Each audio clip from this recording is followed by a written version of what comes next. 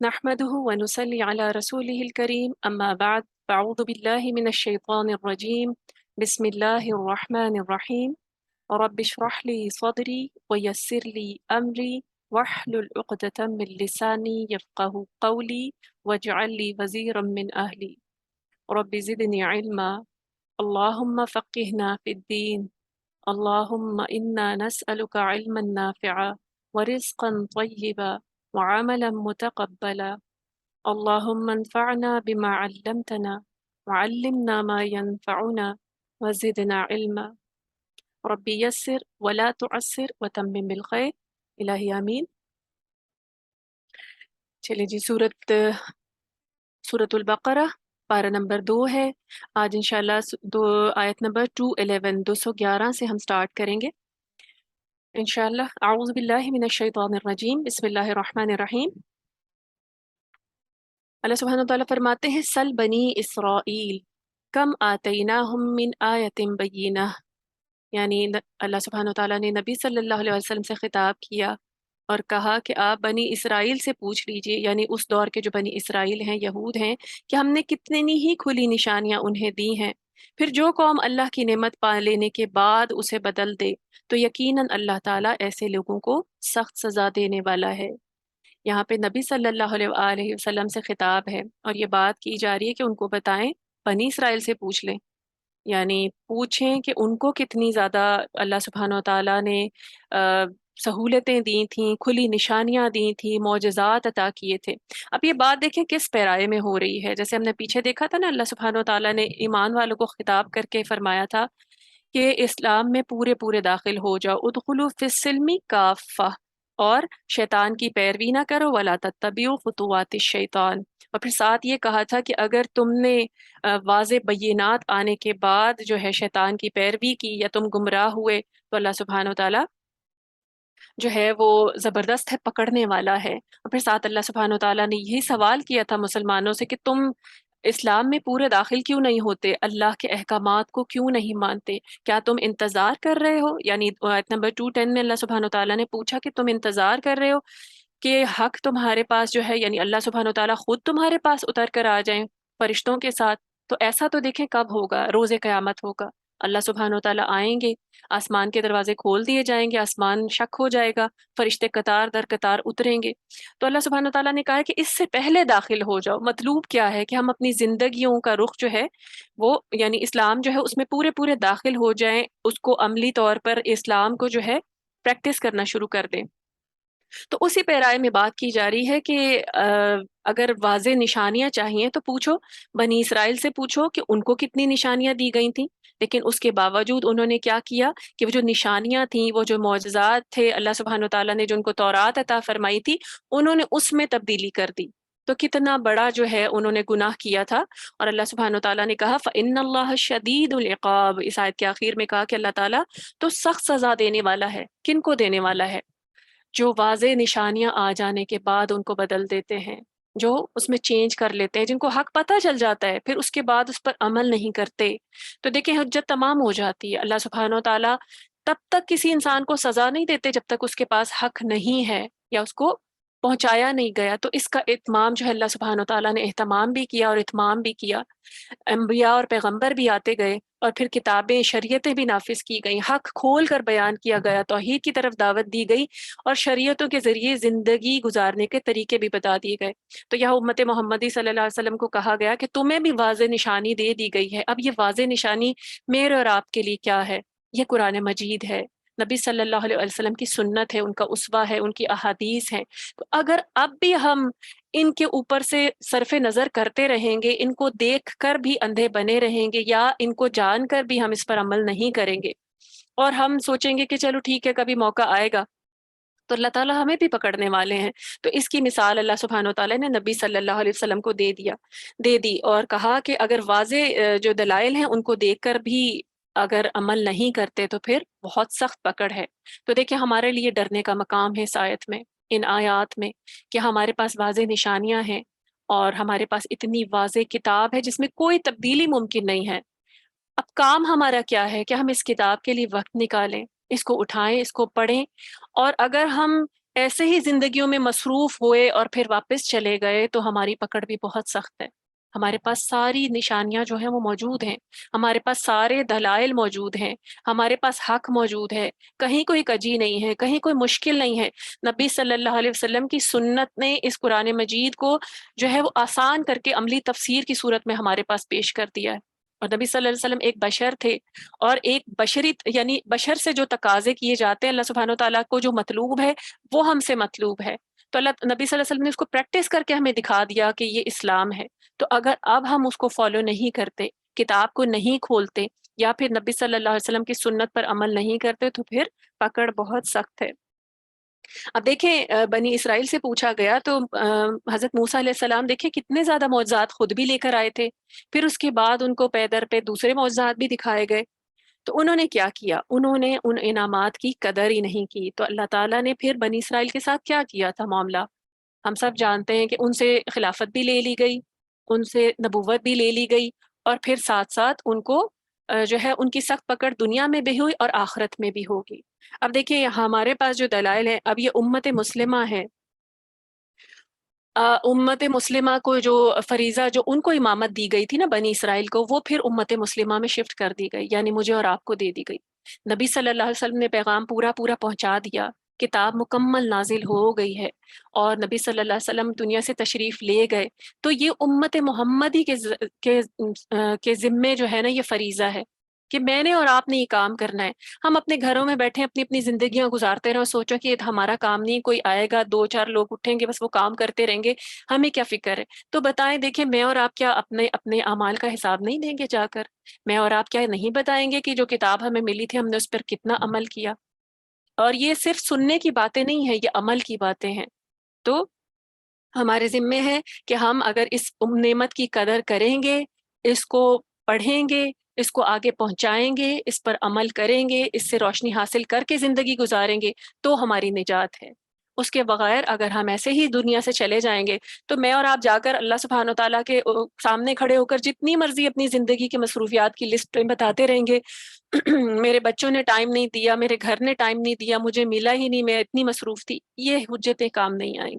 کام کیا آئے گا کہ میں نے اور آپ نے اس نعمت کی قدر دانی کتنی کی ہے، اسے سمجھا کتنا ہے، اس کے لیے وقت کتنا نکالا ہے، اور پھر اس پر عمل کتنا کیا ہے، اسے آگے کتنا پہنچایا ہے. آگے اللہ سبحانہ و تعالیٰ آیت نمبر 212 یعنی 212 آیت میں فرماتے ہیں زُيِّنَ لِلَّذِينَ كَفَرُوا الْحَيَاةُ الدُّنْيَا وَيَسْخَرُونَ مِنَ الَّذِينَ آمَنُوا وَالَّذِينَ اتَّقَوْا فَوْقَهُمْ يَوْمَ الْقِيَامَةِ وَاللَّهُ يَرْزُقُ مَن يَشَاءُ بِغَيْرِ حِسَابٍ. اللہ سبحانہ تعالیٰ فرما رہے ہیں کہ کافروں کے لیے دنیا کی زندگی خوشنما بنا دی گئی ہے، زُيِّن مزین کر دی گئی ہے، خوشنما بنا دی گئی ہے. وَيَسْخَرُونَ مِنَ الَّذِينَ آمَنُوا اور وہ ایمان والوں کا مذاق اڑاتے ہیں، ریڈیکل کرتے ہیں. کیوں؟ کیونکہ ایمان والے اللہ تعالیٰ کے بتائے ہوئے احکامات کے مطابق جو زندگی گزارتے ہیں تو وہ باقی لوگوں سے ان کو آڈ ون آؤٹ لگتے ہیں. ایمان والے، ان کا ڈریس کوڈ ڈفرینٹ ہوتا ہے، ان کے معاملات ڈفرینٹ ہوتے ہیں، وہ کسی لغو میں شامل نہیں ہوتے، وہ ہنسی ٹھٹا کرنے والے نہیں ہوتے، وہ شور و غل اور موسیقی پسند کرنے والے نہیں ہوتے، بہت الگ ہوتے ہیں ایمان والے. تو پھر وہ کیا کرتے ہیں؟ ایسے لوگوں کو جب دیکھتے ہیں تو کافر لوگ یعنی جو اللہ کی آیات کا انکار کرنے والے ہیں. دیکھیں کافر سے مراد ہم لوگ صرف یہ لیتے ہیں جو ہندو ہوتے ہیں، کافر سے مراد ہر وہ شخص ہے جو اللہ کی آیات کا، حق کا انکار کر دے، اللہ کا انکار کر دے. تو ایسے لوگوں کے لیے زندگی بڑی خوشنما بنا دی گئی ہے، شیطان نے بھی مزین کر دی اور اللہ سبحانہ تعالیٰ نے بھی پھر ان کو اسی طرف لگا دیا، کیونکہ ان کے دل میں ہدایت کی طلب نہیں تھی. پھر وہ کیا کرتے ہیں؟ نہ خود عمل کرتے ہیں اور ایمان والوں کا مذاق اڑاتے ہیں. اللہ سبحانہ تعالیٰ فرماتے ہیں حالانکہ قیامت کے دن یہی پرہیزگار لوگ ان سے بالا تر ہوں گے. رہی دنیا کی زندگی تو یہاں اللہ جسے چاہتا ہے بغیر حساب کے رزق دیتا ہے. یعنی یہ جو دنیا کی عیش و عشرت ہے نا، یہ کوئی سٹینڈرڈ نہیں ہے میرے اور آپ کے لیے. اگر ہم آج بڑی سپر پاورز کو یا کفر کرنے والے لوگوں کو یا شرک کرنے والے لوگوں کو بہت عیش کرتے دیکھتے ہیں نا، تو یہ سٹینڈرڈ نہیں ہے، یہ اللہ کی رضا کا سٹینڈرڈ نہیں ہے. اللہ تعالیٰ نے کہا دنیا میں تو میں جسے چاہتا ہوں بے حساب رزق دیتا ہوں. دیکھیں ہر انسان کے اندر خیر اور شر ہوتا ہے، اس کا عقیدہ ایک ڈفرینٹ چیز ہے. اگر اللہ کو نہیں مانتا لیکن اپنے کسی معاملات میں اگر اچھا ہوتا ہے تو اس کو دنیا میں ہی نواز دیا جاتا ہے۔ لیکن یہاں پہ بات کی جا رہی ہے کہ ایسے لوگ جو ہیں وہ جو کافر ہیں، جو اترا رہے ہیں اپنی دولتوں پر، اپنے رزق پر کہ شاید ہمیں اچھا مل رہا ہے یہاں پر تو آخرت میں بھی اچھا ملے گا۔ دیکھیں، اکثر کافر تو وہ ہیں جو آخرت کو مانتے ہی نہیں ہیں، تو اسی لیے کفر کرتے ہیں نا، کیونکہ وہ بے باک ہو چکے ہوتے ہیں، وہ سرکش ہو چکے ہوتے ہیں، انہیں کسی چیز کا خوف ہی نہیں ہوتا۔ مومن کو آخرت کا خوف ہوتا ہے، مومن کو اللہ کے آگے کھڑے ہونے کا خوف ہوتا ہے، اللہ کے آگے جواب دہی کا خوف ہوتا ہے، حساب کتاب کا، قبر کا، موت کی سختی کا، دو جہنم کے عذاب کا۔ آخرت کا خوف جو ہے نا انسان کو سیدھے راستے پہ رکھتا ہے۔ پھر وہ کیا کرتا ہے؟ دنیا کی لذتوں پر صبر کر لیتا ہے۔ اس کو پتا ہوتا ہے یہ جو لذتیں، یہ جو حرام کام ہے، یہ جو عیش و عشرت ہے، اس میں کہاں اللہ کی نافرمانی ہو رہی ہے تو میں اس سے باز رہوں، وہ اپنے آپ کو روک لیتا ہے۔ تو اللہ سبحانہ و تعالیٰ نے کہا کہ ایسے لوگ جن کا آج مذاق اڑایا جا رہا ہے نا، یہی دراصل روز قیامت ان سے سب سے اوپر ہوں گے، ڈگنیفائڈ ہوں گے اللہ کے ہاں۔ تو تقویٰ کا معیار، محبت کا معیار، اللہ تعالیٰ جو محبت، اللہ کی محبت ہے وہ ان لوگوں کو حاصل ہوتی ہے جو تقویٰ اختیار کرتے ہیں، بچ کے زندگی گزارتے ہیں، اللہ کے خوف میں زندگی گزارتے ہیں۔ تو دیکھیں یہ سٹینڈرڈ کبھی بھی آپ جو ہیں لوگ دیکھ کر دھوکہ نہ کھائیں کہ یہ لوگ تو عیش اور عشرت سے رہ رہے ہیں اور سب کچھ کر رہے ہیں، تو ان کی تو کوئی پکڑ نہیں ہو رہی۔ تو دنیا دارالامتحان ہے نا، دارالجزا نہیں ہے۔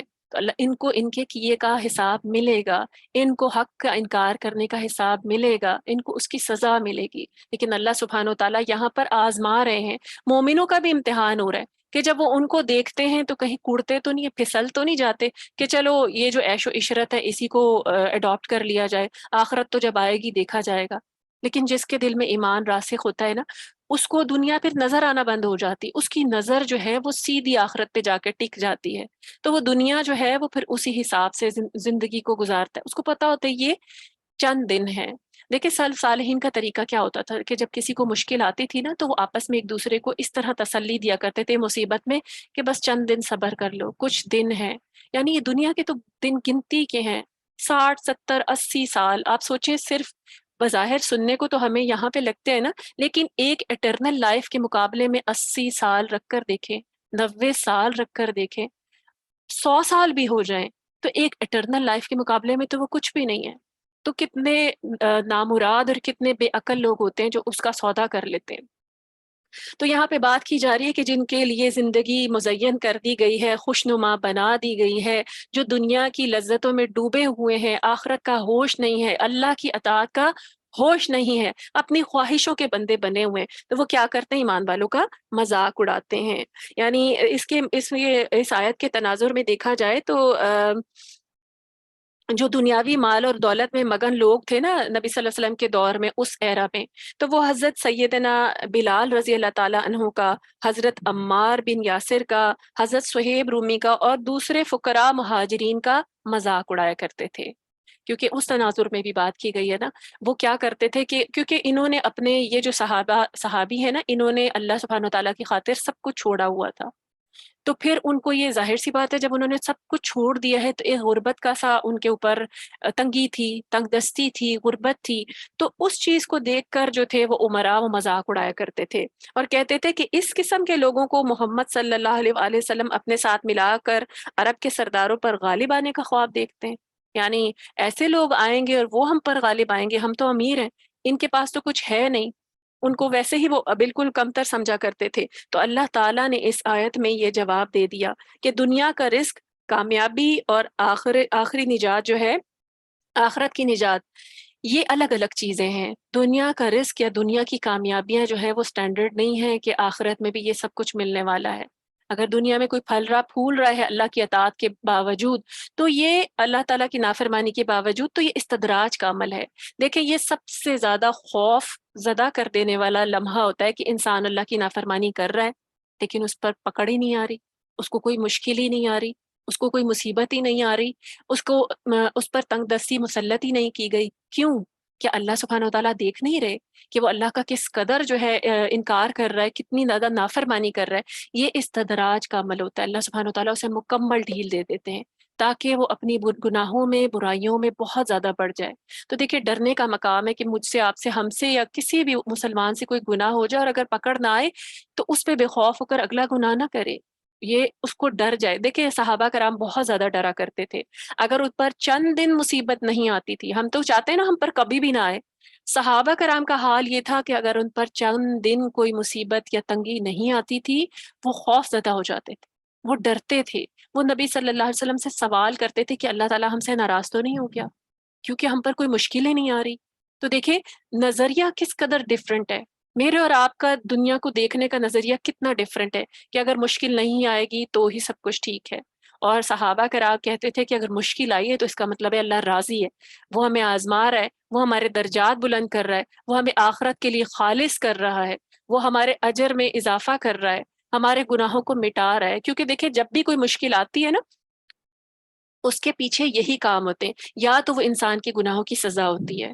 تو دو کرنے کے دو کام ہوتے ہیں کہ انسان اس وقت توبہ استغفار کرے، اور اگر کیونکہ وہ بعض اوقات ایسا ہوتا ہے کہ انسان کو ملنے والی خیر کے آگے اس کے اپنے گناہ آ کر کھڑے ہو جاتے ہیں.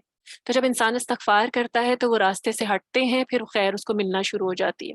اور دوسرا کرائٹیریا یہ ہے کہ انسان کو آزمایا جاتا ہے. اللہ سبحانہ و تعالیٰ نے اس کو کوئی بہت اچھا درجہ دینا ہوتا ہے، اس انسان کے اندر خیر ہوتی ہے لیکن اس کا عمل اسے وہاں تک پہنچا نہیں رہا ہوتا، تو اللہ سبحانہ و تعالیٰ اسے آزمائش میں ڈال دیتے ہیں، مشکل میں ڈال دیتے ہیں، پریشانی آ جاتی ہے، تنگ دستی آ جاتی ہے، بیماری آ جاتی ہے.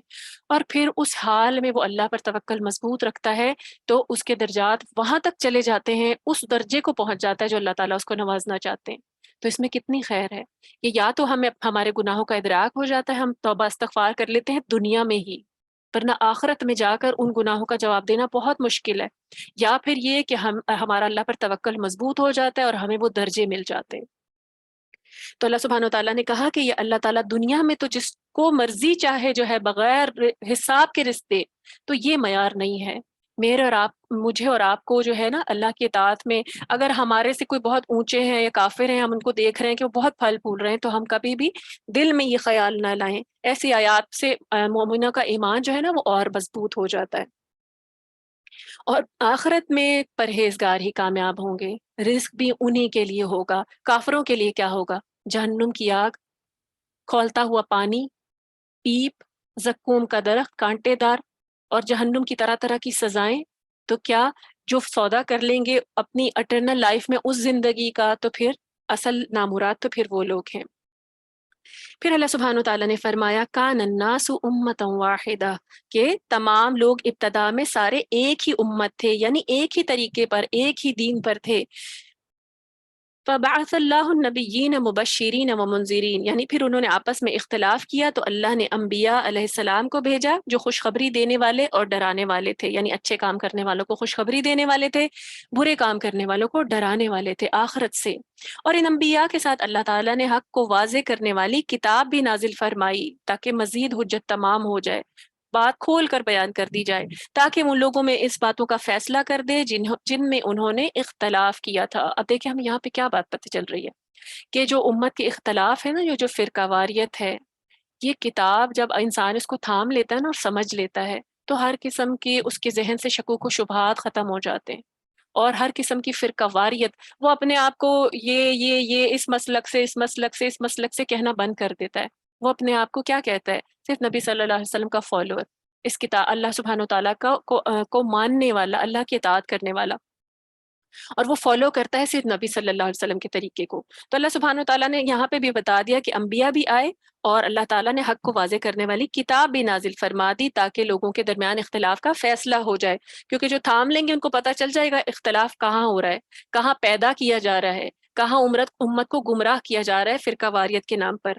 اور پھر اللہ سبحانہ و تعالیٰ فرماتے ہیں اور واضح دلائل آ جانے کے بعد جن لوگوں نے اختلاف کیا تو اس کی وجہ یہ نہیں تھی کہ انہیں حق بات کا علم نہیں تھا، یعنی واضح دلائل تھے اس کے باوجود اختلاف کیا، تو اس کی وجہ کیا تھی کہ وہ ان کی آپس میں ضد بازی اور انا کی وجہ سے تھا. اور پھر جو لوگ انبیاء پر ایمان لائے انہیں اللہ تعالیٰ نے اپنے اذن سے ان اختلافی امور میں حق کا راستہ دکھا دیا، اور اللہ جسے چاہے سیدھا راستہ دکھا دیتا ہے.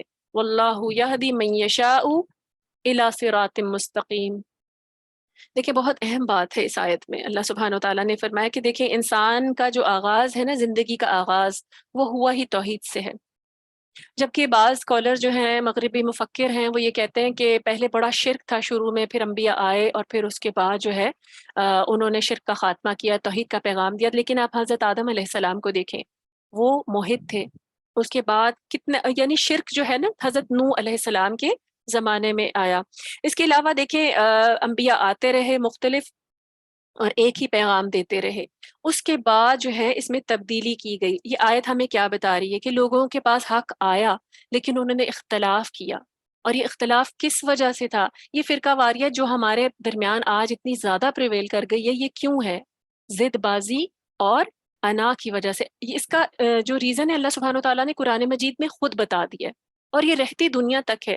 دیکھیں جو اتنے فرقے بنے ہوئے ہیں نا، اگر آپ کتاب اٹھا کے دیکھیں اور نبی صلی اللہ علیہ وآلہ وسلم کی سنت کو دیکھیں اٹھا کر اور اس کا مطالعہ کریں احادیث کے ذریعے، تو آپ کو معلوم ہوگا کہ راستہ بہت سیدھا ہے، راستے میں کوئی کمپلیکیشن نہیں ہے۔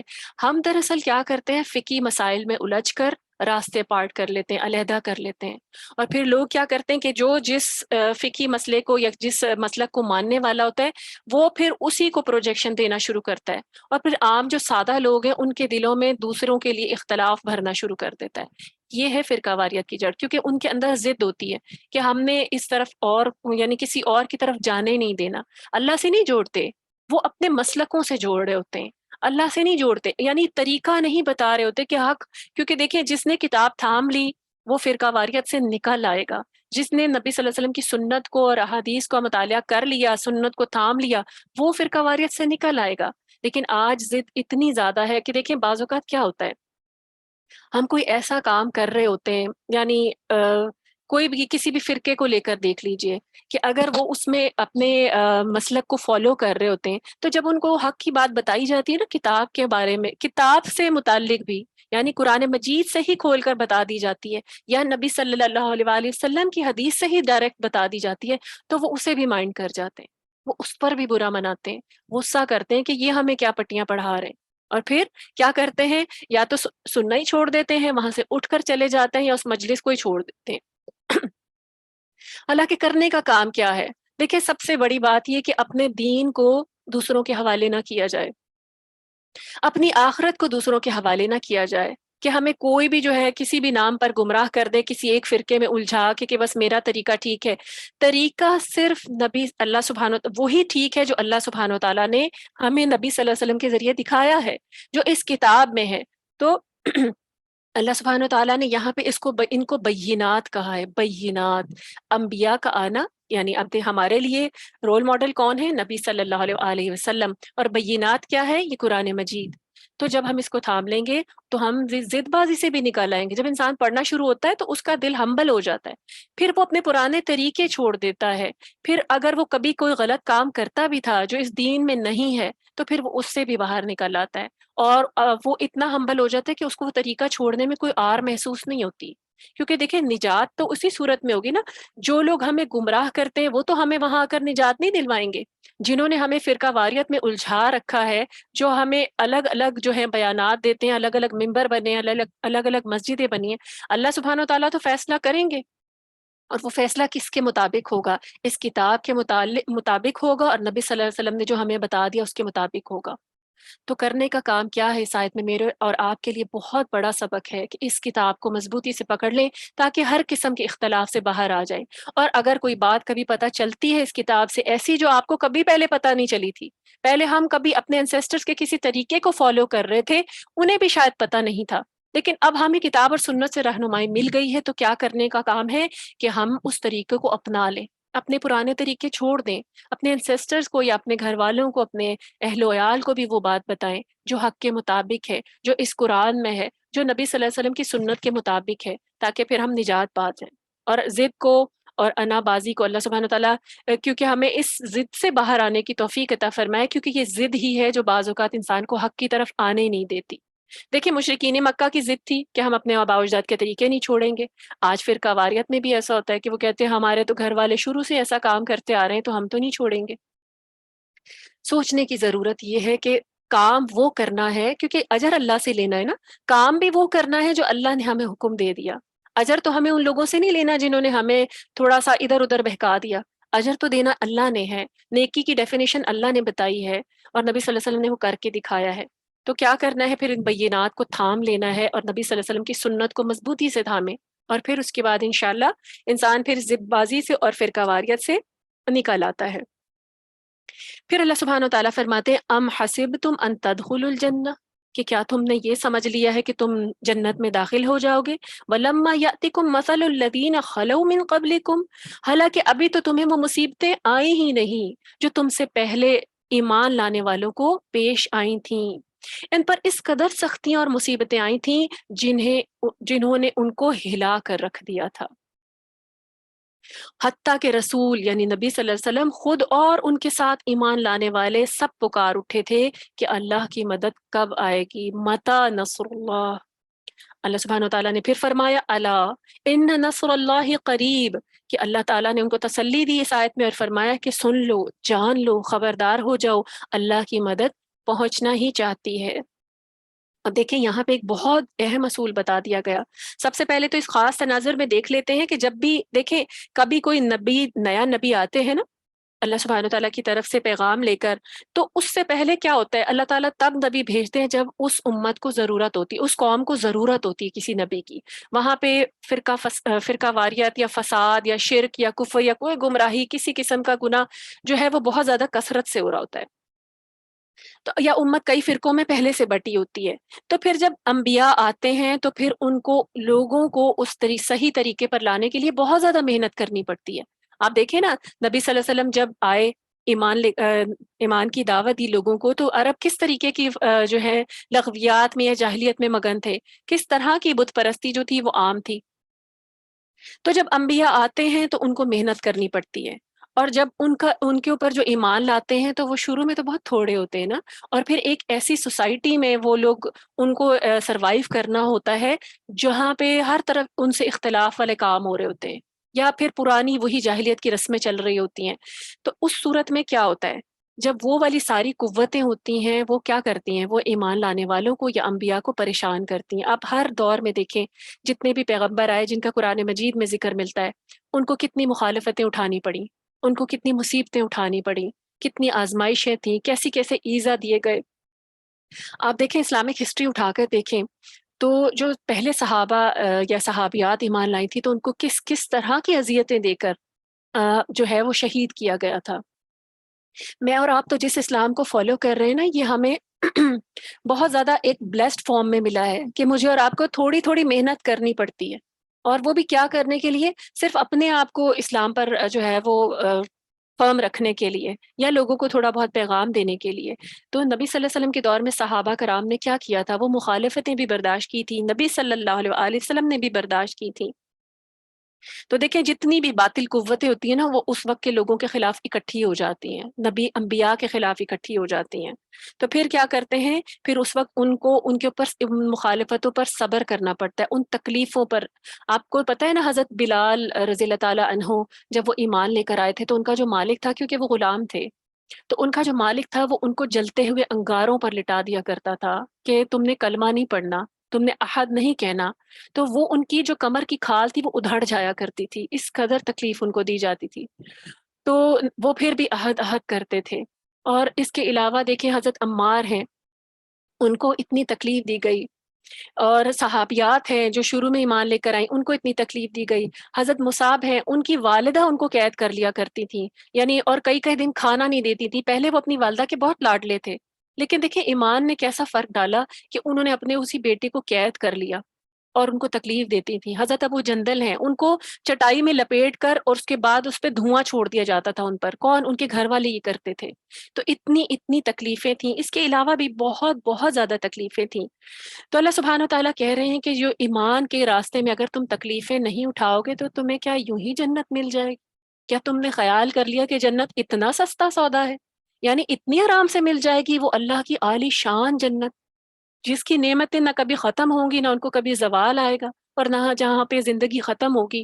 تو اتنی اعلیٰ جنت کے لیے کوشش بھی اعلیٰ چاہیے، اتنی اعلیٰ جنت کے لیے صبر بھی اعلیٰ چاہیے، اتنی اعلیٰ جنت کے لیے طریقہ یا نیکی بھی اعلیٰ درجے کی چاہیے۔ تو اللہ سبحانہ و تعالیٰ نے کہا کہ تم پر تو وہ مشکلیں آئی ہی نہیں، اب دیکھیں اس سلسلے میں ایک واقعہ ملتا ہے، حضرت خباب بن ارت جو ہیں، جب صحابہ کرام کو بہت مشکلیں پیش آ رہی تھی نا، تو خباب بن ارت جو ہیں وہ نبی صلی اللہ علیہ وآلہ وسلم کے پاس آئے. یہ آیت نمبر 214 ہے، 214.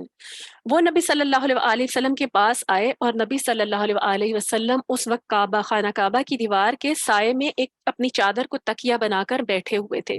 تو سیدنا خباب بن ارت نے عرض کیا کہ آپ صلی اللہ علیہ وآلہ وسلم اللہ سے دعا کیوں نہیں کرتے؟ یعنی ہمیں اتنی مشکل ہے، آپ اللہ سے دعا کیوں نہیں کرتے کہ اللہ تعالیٰ اپنی مدد بھیج دے؟ یہ سنتے ہی نبی صلی اللہ علیہ وآلہ وسلم تکیہ چھوڑ کر سیدھے بیٹھ گئے، اور آپ صلی اللہ علیہ وسلم کا چہرہ غصے سے سرخ ہو گیا، سخت ہو گیا، ریڈ ہو گیا بالکل.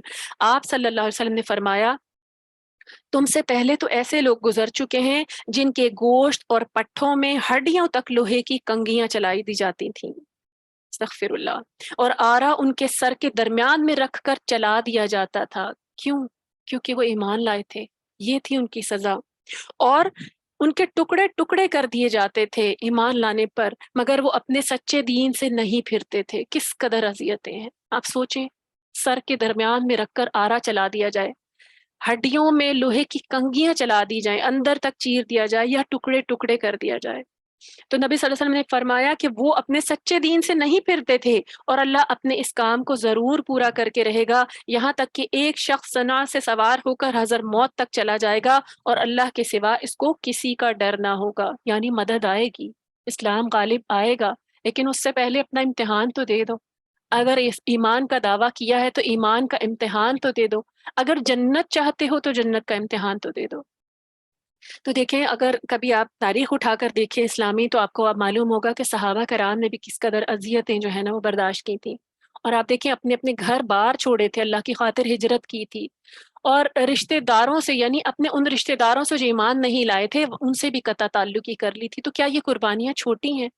اور اس پہ وہ بہت زیادہ پریشان ہو گئے تھے، اتنی زیادہ. کبھی شیب ابی طالب کی مثال دیکھیے کہ نبی صلی اللہ علیہ وسلم کو، اماں خدیجہ کو، تمام صحابہ کرام کو ایک گھاٹی میں 3 سال محصور رکھا گیا، ہر قسم کا بائیکاٹ تھا، اور پتے کھا کر ان کو گزارا کرنا پڑا، کتنے کتنے دن بھوکے رہے، اور ایسے کہ سب کی صحتیں خراب ہو گئیں، سب کی ہیلتھ بالکل خراب ہو گئی. اماں خدیجہ تو اسی صورت میں، اسی وجہ سے جو تھیں وہ بیمار ہو گئی تھیں، پھر ان کا وصال ہوا. تو دیکھیں کیسی کیسی تکلیفیں تھیں. اور اللہ سبحانہ و تعالیٰ، یہ جو آیت ہے یہ ہمارے لیے بھی سوال ہے. ام حسبتم ان تدخلوا الجنہ، کہ کیا تم نے یہ خیال کر لیا کہ تم جنت میں یوں ہی چلے جاؤ گے، اور تمہیں تو ابھی کوئی مشکل ویسی پیش ہی نہیں آئی جو پہلے لوگوں کو آئی تھی. تو دیکھیں ہماری خوش گمانیاں تو ہیں، ہم گمان بھی کرتے ہیں. اللہ سبحانہ و تعالیٰ نے کہا کہ اچھا گمان رکھو، جنت کو مانگو، لیکن صرف مانگنے سے جنت نہیں ملے گی. اللہ سبحانہ و تعالیٰ میرا اور آپ کا عمل بھی دیکھیں گے. آج کے دور میں اللہ سبحانہ و تعالیٰ کی مکمل اطاعت کرنا، پھر اس پر جو مخالفت آئے اس پر صبر کرنا. اگر آپ اللہ سبحانہ و تعالیٰ کا بتایا ہوا لباس پہنتی ہیں، اس پر آپ کا مذاق اڑایا جاتا ہے، آپ کو کسی محفل میں آڈ ون آؤٹ سمجھا جاتا ہے، کسی شادی بیاہ کی تقریب میں جائیں جہاں لوگ رنگ برنگے ملبوسات اور طرح طرح کے فیشن خواتین کرتی ہیں، اور آپ اللہ سبحانہ و تعالیٰ کے بتائے ہوئے ڈریس کوڈ کے مطابق جاتی ہیں، اللہ کو خوش کرتی ہیں نا، لوگوں کو نہیں خوش کرتی. جب آپ ایسا صبر کرتی ہیں، اور جب آپ اپنی خواہشات کو پیچھے کرتی ہیں، اور جب آپ الٹے سیدھے جو طریقے، جو بدعات، جو فیبریکیشن ہمارے دین میں ہو چکی ہے، جو رائج ہو گئی ہے، اس سے اپنے آپ کو بچاتی ہیں، صبر کرتی ہیں، تو دیکھیں اللہ تعالیٰ کی اطاعت پر عمل کرنے کے لیے اس دور میں بھی بہت صبر کرنا پڑتا ہے. اس دور میں وہ ٹارچرز نہیں ہے، لیکن اس دور میں ایموشنل سفرنگ ہے. تو اگر میں اور آپ اس پر صبر کرتے ہیں، اللہ کی اطاعت مکمل کرتے ہیں، اللہ کا حکم مانتے ہیں، اس بات کی پرواہ کیے بغیر کہ کون کیا کہے گا. میرے رشتہ دار، میرے گھر والے مجھے اگر کہہ رہے ہیں کہ تم تو بالکل ایسی بن گئی ہو، تم نے سب سے الگ ہو کر بیٹھ گئی ہو، اور تم نے تو طریقے ہی اور اپنا لیے ہیں جو کہ اور لوگوں کے نہیں ہیں، تو صبر کریں. طریقہ لوگوں کے لیے نہیں چھوڑنا، اللہ کی اطاعت لوگوں کے لیے نہیں چھوڑنا. اور اس آیت کو یاد رکھنا ہے کہ جنت مجھے ایسے نہیں ملے گی، جنت میرے عمل سے ملے گی، جنت اللہ کی اطاعت سے ملے گی. اپنا مال اللہ کے راستے میں دیتے ہیں تب بھی سوچیں جنت مجھے ایسے نہیں ملے گی اپنے بینک بیلنس بنا کر بھر کر چلے جاؤں یا چلے جائیں، تو جنت ایسے نہیں ملے گی. اللہ نے جو جو کام بتا دیے ان پر عمل کرنا ہے، اور پھر اگر اس راستے میں کوئی تنگی آتی ہے تو اس پر صبر کرنا ہے. پھر جنت کی دعائیں کرنی ہیں، پھر ہم جنت کے حقدار ہوں گے، کیونکہ جنت جو ہے وہ نفسانی خواہشات سے جو ہے وہ دوزخ جو ہے وہ نفسانی خواہشات سے ڈھکی ہوئی ہے، یعنی جتنے لوگ اپنی نفس کی خواہش پوری کرتے ہیں وہ نفس انہیں لے کر سیدھا جہنم میں گرا دے گا، اور جنت جو ہے وہ ناپسندیدہ کاموں سے ڈھکی ہوئی ہے۔ دیکھیں ناپسندیدہ سے کیا مراد ہے؟ جو میرے اور آپ کے نفس کو بہت بھاری لگتے ہیں، صبح اٹھنا، نیند توڑ کر اللہ کے لیے نماز پڑھنا، رات کو اٹھ کر نفل پڑھنا، روزے رکھنا سخت گرمی میں، نوافل پورے کرنا، یا کوئی بھی چیز کسی بھی مصروفیت میں اللہ تعالیٰ کی یاد کو نہ چھوڑنا، کوئی پارٹی گیدرنگ ہے اس میں، کوئی شادی ہے گھر میں، شادی بیاہ ہے تو کیا کرنا، اس میں نمازوں کو نہ چھوڑنا کسی حالت میں۔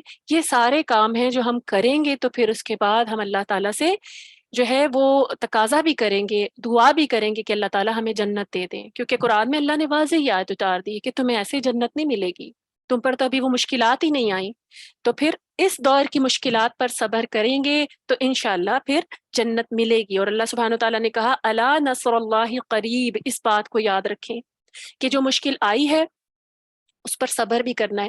بعض لوگ کیا کرتے ہیں، مشکل آتی ہے تو اس وقت واویلا کر لیتے، بعد میں کہتے ہیں چپ ہونے کے بعد کہ میں نے چلو صبر کر لیا۔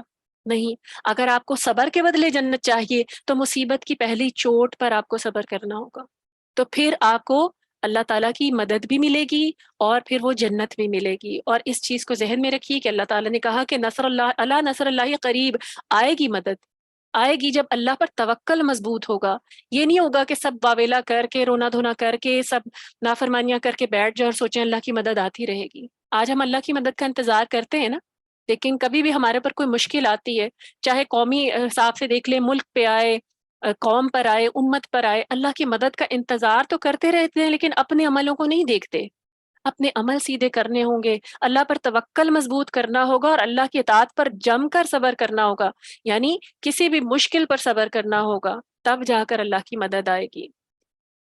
پھر آگے اللہ سبحانہ وتعالیٰ آیت نمبر 215 میں فرماتے ہیں یسألونک ماذا ینفقون، بہت اہم احکامات ہیں اس میں، خرچ کرنے سے متعلق ہے، اور صحابہ نے نبی صلی اللہ علیہ وسلم سے سوال کیا اور اللہ تعالیٰ نے اس کو قرآن میں آیت کی شکل میں بھیجا کہ یہ آپ سے سوال کرتے ہیں کہ کیا کچھ ہم خرچ کریں، لوگ آپ سے پوچھتے ہیں کہ ہم کیا کچھ خرچ کریں، قل کہہ دیجئے ما انفقتم من خیر فللوالدین والاقربین والیتامی والمساکین وابن السبیل، کہ آپ کہہ دیں کہ جو بھی مال تم خرچ کرو وہ والدین کے لیے ہے، رشتہ داروں کے لیے ہے، یتیموں، مسکینوں اور مسافروں کا حق ہے، اور جو بھی بھلائی کا کام تم کرو گے یقیناً اللہ تعالیٰ اسے خوب جاننے والا ہے۔ اب یہاں خرچ کرنے کا طریقہ کار بتایا جا رہا ہے۔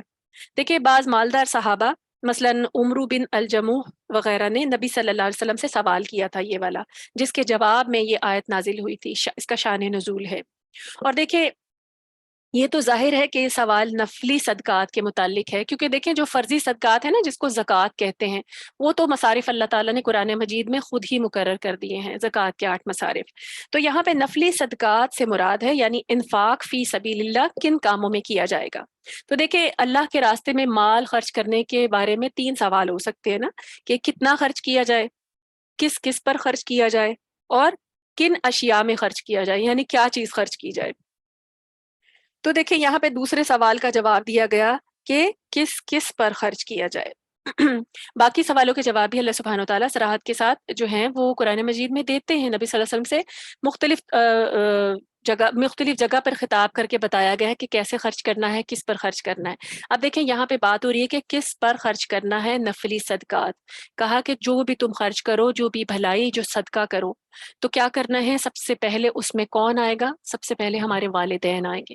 اگر ہمارے والدین ضرورت مند ہیں اور اگر ضرورت مند نہیں بھی ہیں، دیکھیں یہاں پہ بات ہو رہی ہے یسألونک ماذا ینفقون، خرچ کرنے کی، اور جو خرچ کیا جاتا ہے نا وہ بھی ایک بھلائی کی صورت ہوتی ہے، اور نبی صلی اللہ علیہ وسلم کی حدیث ہے کل معروف صدقہ، یعنی ہر بھلائی، ہر خیر ایک صدقہ ہے۔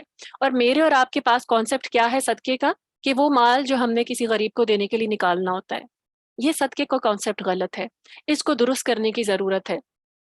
ہر وہ مال، اگر آپ مالی حوالے سے دیکھیں گے تو ہر وہ مال جو آپ اللہ تعالیٰ کی رضا کی خاطر خرچ کریں گے، اللہ کا حکم سمجھ کر خرچ کریں گے، تو پھر وہ آپ کا صدقہ ہے۔ یعنی وہ آپ کی جو ہے نفلی صدقات میں آ جاتا ہے. تو اس میں دیکھیں انسان جب اپنے اوپر خرچ کرتا ہے نا کیونکہ اس کو ضرورت ہوتی ہے تو یہ بھی صدقہ ہے. اپنے اہل و عیال پر خرچ کرتا ہے تو یہ بھی صدقہ ہے. یعنی نبی صلی اللہ علیہ وسلم کی حدیث کا مفہوم ہے حتیٰ کہ آدمی کو کہا گیا کہ تم اپنی بیوی کے منہ میں جو نوالا ڈالتے ہو وہ بھی صدقہ ہے. تو دیکھیں پھر صدقے کی ڈیفینیشن کتنی زیادہ چینج ہو گئی نا، کہ ہم لوگ تو سمجھتے ہیں کہ کسی غریب کو جو پیسے تھوڑے سے نکال کے دینا یہی صدقہ ہے. ہر نیکی صدقہ ہے. اور اگر آپ نے اللہ کے راستے میں کوئی مال نکالا ہے تو اس کا آغاز کہاں سے کرنا ہے؟ اللہ کو خوش کرنے کے لیے، اللہ کو راضی کرنے کے لیے جو مال نکالا ہے تو اس میں سب سے پہلے والدین آئیں گے. دیکھیں بعض اوقات ہوتا ہے نا کہ والدین جب بزرگ ہو جاتے ہیں ان کی کچھ ضروریات ہوتی ہیں، والد ہیں وہ کام نہیں کر سکتے تو اس وقت بھی ان پر خرچ کیا جائے گا. یہ نہیں دیکھا جائے گا کہ یہیں بیٹھے، ان کی ضرورتوں کا خیال رکھا جائے گا. تو یہ جب ان پر خرچ کیا جائے گا تو یہ بھی صدقہ ہے. پھر اس کے بعد والدین کے بعد جو ہے اپنے پیرنٹس کے لیے گفٹ جو آپ خریدتے ہیں ان کے دل کو خوش کرنے کے لیے اللہ کی رضا کی خاطر، یہ بھی صدقہ ہے. اس پر بھی آپ کو اجر ملتا ہے. والدین بھی خوش ہوتے ہیں، آپ کا بہت بہت زیادہ اللہ سبحانہ و تعالیٰ اس سے راضی ہوتے ہیں. دیکھیں نیکیوں میں سب سے بہترین نیکی اپنے والدین کے ساتھ جو ہے نا وہ احسان کرنا ہے. یعنی ان کے اوپر مال خرچ کرنا ہے، ان کو خوش کرنا ہے، ان کی دل جوئی کرنا ہے. اللہ تعالیٰ بہت زیادہ راضی ہوتے ہیں اس سے، انسان کو نیکیوں میں بہت آگے بڑھا دیتے ہیں، اس کے لیے توفیقات کے راستے کھول دیتے ہیں. پھر دوسری بات جو یہاں مصارف بتائے گئے کہ آپ نے اگر نیکی کرنی ہے، اللہ کے راستے میں مال خرچ کرنا ہے تو وہ رشتہ داروں کے لیے کرنا ہے.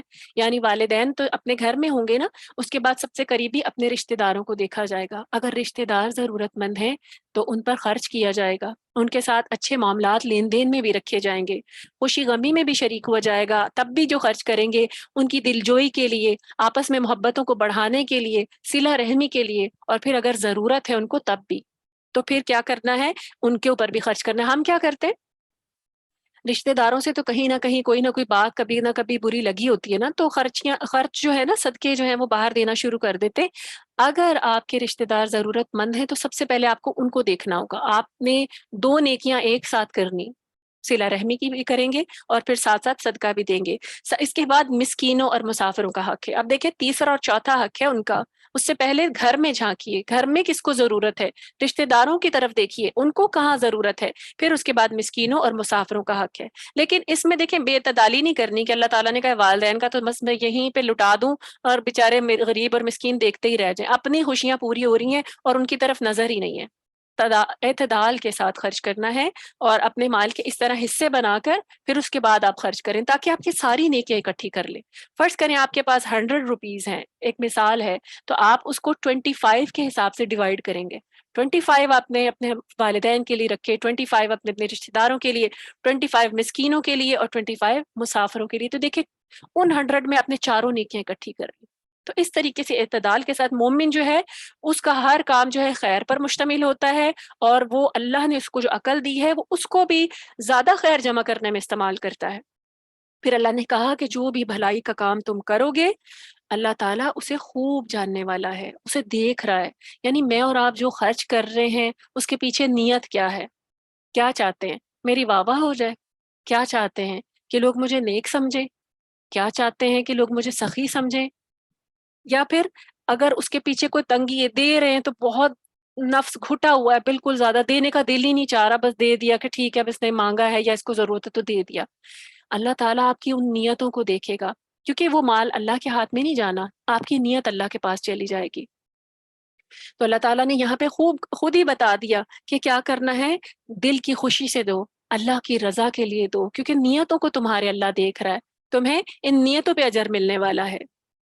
پھر آگے فرمایا کتب علیکم القتال وہو کرہ لکم، تم پر جہاد فرض کر دیا گیا اور وہ تمہیں ناگوار لگ رہا ہے، برا لگ رہا ہے، ناپسندیدہ لگ رہا ہے.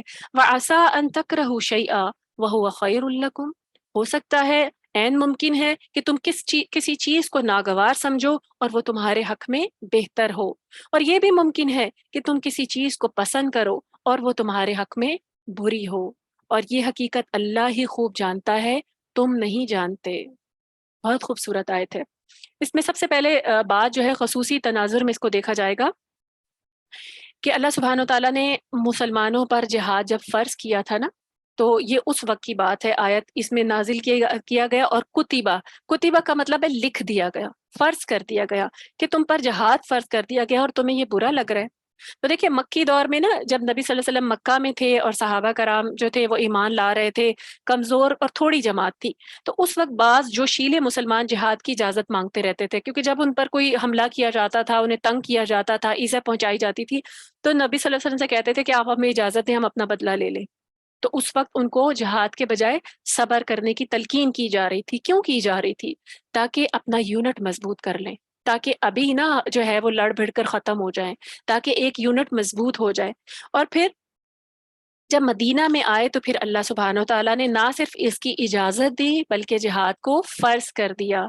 اب کیونکہ دیکھیں ایک پوری سٹیٹ جو ہے، مسلم سٹیٹ ایک جو تھی وہ ایگزسٹ کر چکی تھی، اور اللہ سبحانہ و تعالیٰ نے پھر اس میں جو ہے مکمل جو اصلاحات تھیں وہ بھی جو ہیں وہ مسلمانوں کو نبی صلی اللہ علیہ وسلم کے ذریعے دی جا رہی تھیں۔ اب ہوتا کیا تھا کہ عرب قبائل جو ہیں وہ پے در پہ حملے بھی کرتے تھے کہ یہ مسلمان یہاں چین سے کیوں رہ رہے ہیں، ہم ان کو راستے میں ان کے کوئی مال، ان کے قافلے، ان کو بھی لوٹ لیں، ان پر بھی حملہ کر دیں۔ تو اللہ تعالیٰ نے پھر اس وقت جو ہے وہ جہاد کو فرض کر دیا، اور جب جہاد فرض کیا گیا تو بعض مسلمانوں نے پھر اسے دشوار سمجھا، کیونکہ دیکھیں جب کوئی چیز کا ہمیں پابند کیا جاتا ہے نا تو ہمیں بڑی مشکل لگ رہی ہوتی ہے۔ اگر ہم نے خود اپنی مرضی سے کرنا ہو تو ہم کہتے ہیں کہ ٹھیک ہے، نہ وقت کی پابندی ہے نہ موقع کی پابندی ہے، ہم کر لیں گے جب ہمارا دل چاہے گا۔ اب یہاں پہ دل کے چاہنے سے پہ بات نہیں تھی، اب یہاں پر جہاد کو فرض کر دیا گیا تھا، تو لوگوں نے اس کو دشوار سمجھا۔ تو دیکھیں کیونکہ ہر معاشرے میں تمام آدمی ایک جیسے نہیں ہوتے، بعض جوشیلے ہوتے ہیں، بعض دلیر ہوتے ہیں، بعض جوان ہوتے ہیں، اور بعض بوڑھے کمزور ہمت بھی ہوتے ہیں۔ بعض، ہر انسان کا حوصلہ اپنی اپنی طرح کا ہوتا ہے۔ بعض ہوتے ہیں نا ہمارے ارد گرد بڑے جوشیلے، کوئی بھی بات کہیں فوراً جوش میں آ جاتے ہیں، فوراً اٹھ کھڑے ہوتے ہیں، اور بعض ایسے ہوتے ہیں کہ ان کے اندر جو ہے وہ بڑی سستی ہوتی ہے، کمزوری ہوتی ہے۔ تو دیکھیں یہ خطاب جو ہے وہ ایسے ہی دوسری قسم کے لوگوں سے ہے، یعنی جن کو جہاد برا لگ رہا تھا، ان کے اندر کی کمزوری تھی۔ انہیں سمجھایا جا رہا ہے کہ جو چیز تمہیں بری معلوم ہوتی ہے، ہو سکتا ہے وہ فی الحقیقت بری نہ ہو، یعنی یہ جو تمہیں اللہ کے راستے میں نکلنا، لڑنا برا لگ رہا ہے، تو ہو سکتا ہے کہ یہ حقیقتاً جو ہے یہ تمہاری ہی بھلائی ہو، بلکہ تمہارے حق میں مفید ہو، اور اس کے برعکس معاملہ بھی ہو سکتا ہے۔ تو دیکھیں قتال جو ہے نا، ہر انسان کی طبیعت طبع تو اسے نفرت کرتی ہے نا، کوئی بھی انسان جنگ کے لیے نکلے گا تو اس میں دونوں صورتیں پیش آ سکتی ہیں نا، اپنی جان دینی پڑتی ہے۔ تو اب مسلمانوں کے اندر طرح طرح کے لوگ تھے، بعض بہت کم مضبوط ایمان والے تھے، وہ فوراً اٹھ کھڑے ہوتے تھے، اور بعضوں کے ایمان ابھی کچے پکے تھے، یعنی ابھی وہ مکمل اسلام میں داخل نہیں ہوتے، تھوڑے کچے پکے تھے، متزلزل تھے۔ تو اللہ سبحانہ و تعالیٰ نے ان کو کہا، یہاں پر خطاب کیا کہ یہ تمہیں جو چیز ابھی بری لگ رہی ہے یہ تمہارے ہی حق میں بہتر ہے۔ بظاہر تو تمہیں اس میں اپنی جان اور مال کا نقصان محسوس ہو رہا ہے، لیکن دراصل یہ امت محمدی کو مضبوط کرنے، اسلام کو مضبوط کرنے کی کوششیں ہیں۔ تو یہاں پر جو شہید ہے اس کی موت جو ہے وہ قوم کی حیات ہے۔ دیکھیں آج ہم دیکھیں ہمارے اگر ارد گرد جو ہمارے سپاہی جو بارڈرز پر ہوتے ہیں، اگر وہ دلیر نہ ہوں، اپنی جانیں اپنی ہتھیلیوں پر رکھ کر جو ہیں وہ وہاں پر پہرے نہ دیں، یا ڈر کے اپنے گھروں میں بیٹھے رہیں، تو آج کیا ہمارا یہ ملک جو ہے وہ ایگزسٹ کر سکتا ہے؟ دشمن فوراً اس پہ حملہ کرتے ہیں۔ اور تو پھر کیا کہا گیا کہ اس کو اپنے لیے اچھا ہی سمجھو، کیونکہ یہ تمہیں بظاہر تو برا لگ رہا ہے اللہ کے راستے میں نکلنا، لیکن اس میں تمہارے لیے ہی خیر ہے۔ اب دیکھیں اس آیت کا جو ایک حصہ ہے نا، وَعَسَىٰ أَن تَكْرَهُوا شَيْئًا وَهُوَ خَيْرٌ لَكُمْ وَعَسَىٰ أَن تُحِبُّوا شَيْئًا وَهُوَ شَرٌّ لَكُمْ، اور وَاللَّهُ يَعْلَمُ وَأَنتُمْ لَا تَعْلَمُونَ، یہ اکثر آپ لوگوں نے پڑھا بھی ہوگا، مختلف جگہ پر کوٹ بھی کیا جاتا ہے، سوشل میڈیا پہ اکثر گردش بھی کر رہا ہوتا ہے۔ تو دیکھیں اس کے پیچھے بہت بڑی حکمت ہے، اور اس کے پیچھے بہت زیادہ خوبصورتی ہے۔ ہماری زندگی میں بہت سارے ایسے معاملات پیش آ جاتے ہیں جو کہ بڑے مشکل ہوتے ہیں، بہت سارے ایسے کام ہوتے ہیں جو ہماری نفس کے خلاف ہوتے ہیں، ہمارا دل کچھ اور کرنا چاہ رہا ہوتا ہے، اللہ کا حکم کچھ اور ہوتا ہے، اور ہمیں کوئی چیز بری لگ رہی ہوتی ہے، لیکن اللہ تعالیٰ نے اس میں ہمارے لیے خیر رکھی ہوتی ہے۔ تو اللہ سبحانہ و تعالیٰ نے کیا کہا، کیونکہ دیکھیں ہمارے بڑے چھوٹے چھوٹے سے دماغ ہیں نا، اللہ سبحانہ و تعالیٰ تو الحکیم ہے۔ جب کوئی مشکل آئی ہے میرے یا آپ کی طرف، تو اس کے پیچھے اللہ تعالیٰ کون سی خیر بھیجنا چاہ رہے ہیں، یا اس کے ذریعے مجھے اور آپ کو کون سے راستے پر ڈالنا چاہ رہے ہیں، یہ ہم نہیں جانتے۔ تو اللہ سبحانہ وتعالیٰ نے یہاں پہ اس میں بہت زیادہ حکمت ہے۔ جب انسان اس آیت کو اپنے لیے جب بھی کسی مشکل ہو نا تو اس میں اپنے آپ کو یہ اس آیت کے اوپر جو ہے پیمانے پر رکھ کے دیکھا کریں کہ جس الحکیم نے، جس محبت کرنے والے رب نے میرے پاس یہ مشکل یا آزمائش بھیجی ہے، ایسا تو نہیں ہے کہ وہ مجھ سے نفرت کر رہا ہوگا، ایسا تو نہیں ہے کہ وہ میرا رب نہیں ہے اب، وہ یقیناً اس کے ذریعے مجھے کچھ خیر بھیج رہا ہے۔ تو جب مومن اس آیت کے اوپر بھی اپنا فرم بلیو رکھ لیتا ہے نا کہ یہ مجھے بری لگ رہی ہے لیکن ہو سکتا ہے اس میں میرے لیے خیر ہو، تو اس کو پہ وہ خیر ظاہر ہو جاتی ہے اپنے وقت کے بعد، لیکن پھر کیا ہوتا ہے اس وقت صبر کرنا، اس وقت امپلیمنٹ کرنا، اس وقت کسی چیز پر جم جانا، توکل کرنا بہت آسان ہو جاتا ہے۔ تو اس آیت کو عمل میں لانے کی ضرورت ہے۔ جب بھی مشکل ہو تو سوچیں کہ یہ مجھے مشکل چیز لگ رہی ہے لیکن اس میں میرے لیے خیر ہے۔ پھر آگے فرمایا آیت نمبر 217 میں، یس الونک، وہ آپ سے سوال کرتے ہیں۔ اب آپ دیکھیں بار بار ہر آیت میں یس الونکا کی بات ہو رہی ہے۔ کون سوال کر رہے ہیں؟ صحابہ کرام۔ اور آپ دیکھیں کتنے زیادہ کیوریس ہوتے تھے، اس لیے نہیں ان میں تجسس ہوتا تھا کہ ہمیں کوئی غلط بات پتہ چلے، اس لیے کہ وہ خیر کے، بھلائی کے، نیکی کے کاموں کے حریص ہوتے تھے۔ کہتے تھے ہمیں پتہ چلے کہ اس کے معاملے میں کیا حکم اللہ نے دیا ہے، اس کے معاملے میں، تاکہ ہم پیچھے نہ رہ جائیں۔ تو یہاں پہ انہوں نے سوال کیا یسألونک عن الشہر الحرام قتال فیہ، یعنی اب ان کے ذہن میں اصل میں ایک شک اور شبہ تھا، تو انہوں نے پوچھا کہ لوگ، اللہ سبحانہ وتعالیٰ کہہ رہے ہیں کہ لوگ آپ سے حرمت والے مہینے میں لڑائی کرنے سے متعلق پوچھتے ہیں۔ اب اس کا ایک تناظر ہے، شان نزول ہے، اس کو ہم ابھی ڈسکس کرتے ہیں۔ آپ صلی اللہ علیہ وآلہ وسلم ان سے کہیے کہ حرمت والے مہینے میں جنگ کرنا فی الواقع بہت بڑا گناہ ہے، مگر اللہ کے راستے سے روکنا اور اس سے کفر کرنا اور مسجد حرام میں داخل ہونے سے روکنا اور وہاں کے باشندوں کو وہاں سے نکال دینا، یہ تو اس سے بھی بڑے گناہ ہیں، اور فتنہ انگیزی یا فساد قتل سے بھی بڑا گناہ ہے۔ یعنی فتنہ اول فتنہ تو اکبر من القتل، یعنی یہ جو فتنہ فساد ہے اللہ تعالیٰ کو قتل سے بھی زیادہ ناپسند ہے۔ اب دیکھیں ہوا کیا تھا، اس کی شان نزول دیکھتے ہیں۔ نبی صلی اللہ علیہ وآلہ وسلم نے 8 آدمیوں پر مشتمل ایک دستہ جو ہے وہ جمادی الثانی 2 ہجری کے آخر میں نخلا کی طرف بھیجا۔ نخلا ایک وادی ہے جو مکہ اور طائف کے درمیان موجود ہے، تاکہ کفار مکہ کی نقل و حرکت کے متعلق وہ معلومات حاصل کر سکیں کہ کہیں وہ حملہ کرنے کا ارادہ تو نہیں رکھتے، کہیں وہ لوٹ مار کرنے کا ارادہ تو نہیں رکھتے، کیونکہ ان کی طرف سے مدینہ پر چڑھائی کا ہر وقت خطرہ میں موجود رہتا تھا۔ تو اس دستے کو کفار کا ایک تجارتی قافلہ ملا، یعنی یہ جو دستہ نبی صلی اللہ علیہ وسلم نے بھیجا تھا ان کو کافروں کا ایک قافلہ ملا جو تجارتی قافلہ تھا، لڑنے کی غرض سے نہیں آ رہا تھا۔ انہوں نے کیا کیا؟ انہوں نے اس پر حملہ کر دیا، یعنی نبی صلی اللہ علیہ وسلم کے بھیجے ہوئے دستے نے ان پر حملہ کر دیا، کافروں پر۔ کافروں کا تجارتی قافلہ تھا، اور انہوں نے کیا کیا؟ ایک آدمی کو اس لڑائی میں پھر قتل بھی کر دیا، اور باقی لوگوں کو گرفتار کر کے مال سمیت مدینہ نبی صلی اللہ علیہ وآلہ وسلم کے پاس لے آئے، جس کا نبی صلی اللہ علیہ وسلم کو بہت افسوس ہوا۔ دیکھیں کیونکہ اسلام فتنہ فساد پسند نہیں کرتا نا، وہ ایک تجارتی قافلہ تھا، حملے کی غرض سے نہیں آ رہا تھا۔ تو اللہ تعالیٰ کو یہ تو نہیں پسند کہ جو معصوم لوگ ہوں، چاہے وہ بھی کافر ہیں، انہوں نے آپ کو کوئی نقصان نہیں پہنچایا تو بس جائیں اور ان کو مارنا شروع کر دیں۔ تو نبی صلی اللہ علیہ وسلم کو اس بات کا بہت افسوس ہوا، اور تھا بھی وہ حرمت والا مہینہ، کیونکہ نبی صلی اللہ علیہ وسلم نے صرف معلومات حاصل کرنے کے لیے ان لوگوں کو بھیجا تھا، لڑائی کے لیے نہیں بھیجا تھا۔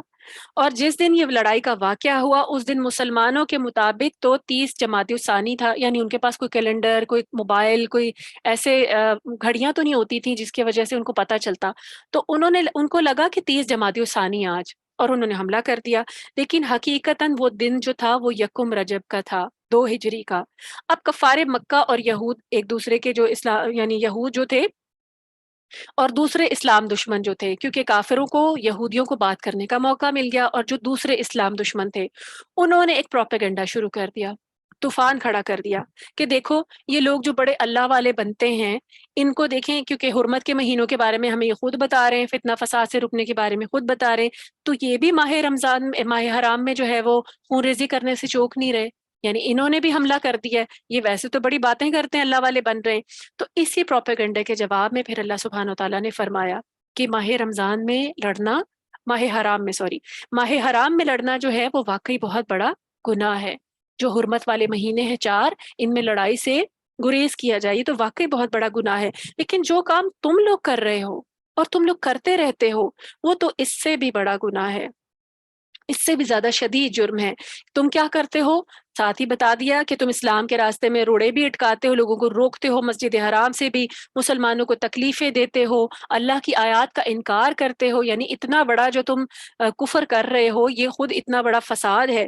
اور مسلمانوں کی مسجد میں داخلے پر پابندیاں تم نے لگا رکھی ہیں، تم وہاں ان کو عبادت کی غرض سے آنے نہیں دیتے، اور عرصہ تم نے ان کے اوپر زندگی اتنی تنگ کر دی ہے کہ وہ اپنا گھر بار چھوڑ کر یہاں ہجرت کرنے پر مجبور ہو گئے۔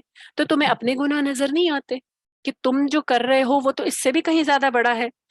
تو یہ سب جرائم جو ہیں یہ ماہ حرام میں لڑائی کرنے سے بھی زیادہ بڑے جرم ہیں، یعنی ان کو ان کے جرم یاد کرائے جا رہے ہیں کہ تم کس منہ سے بات کر رہے ہو۔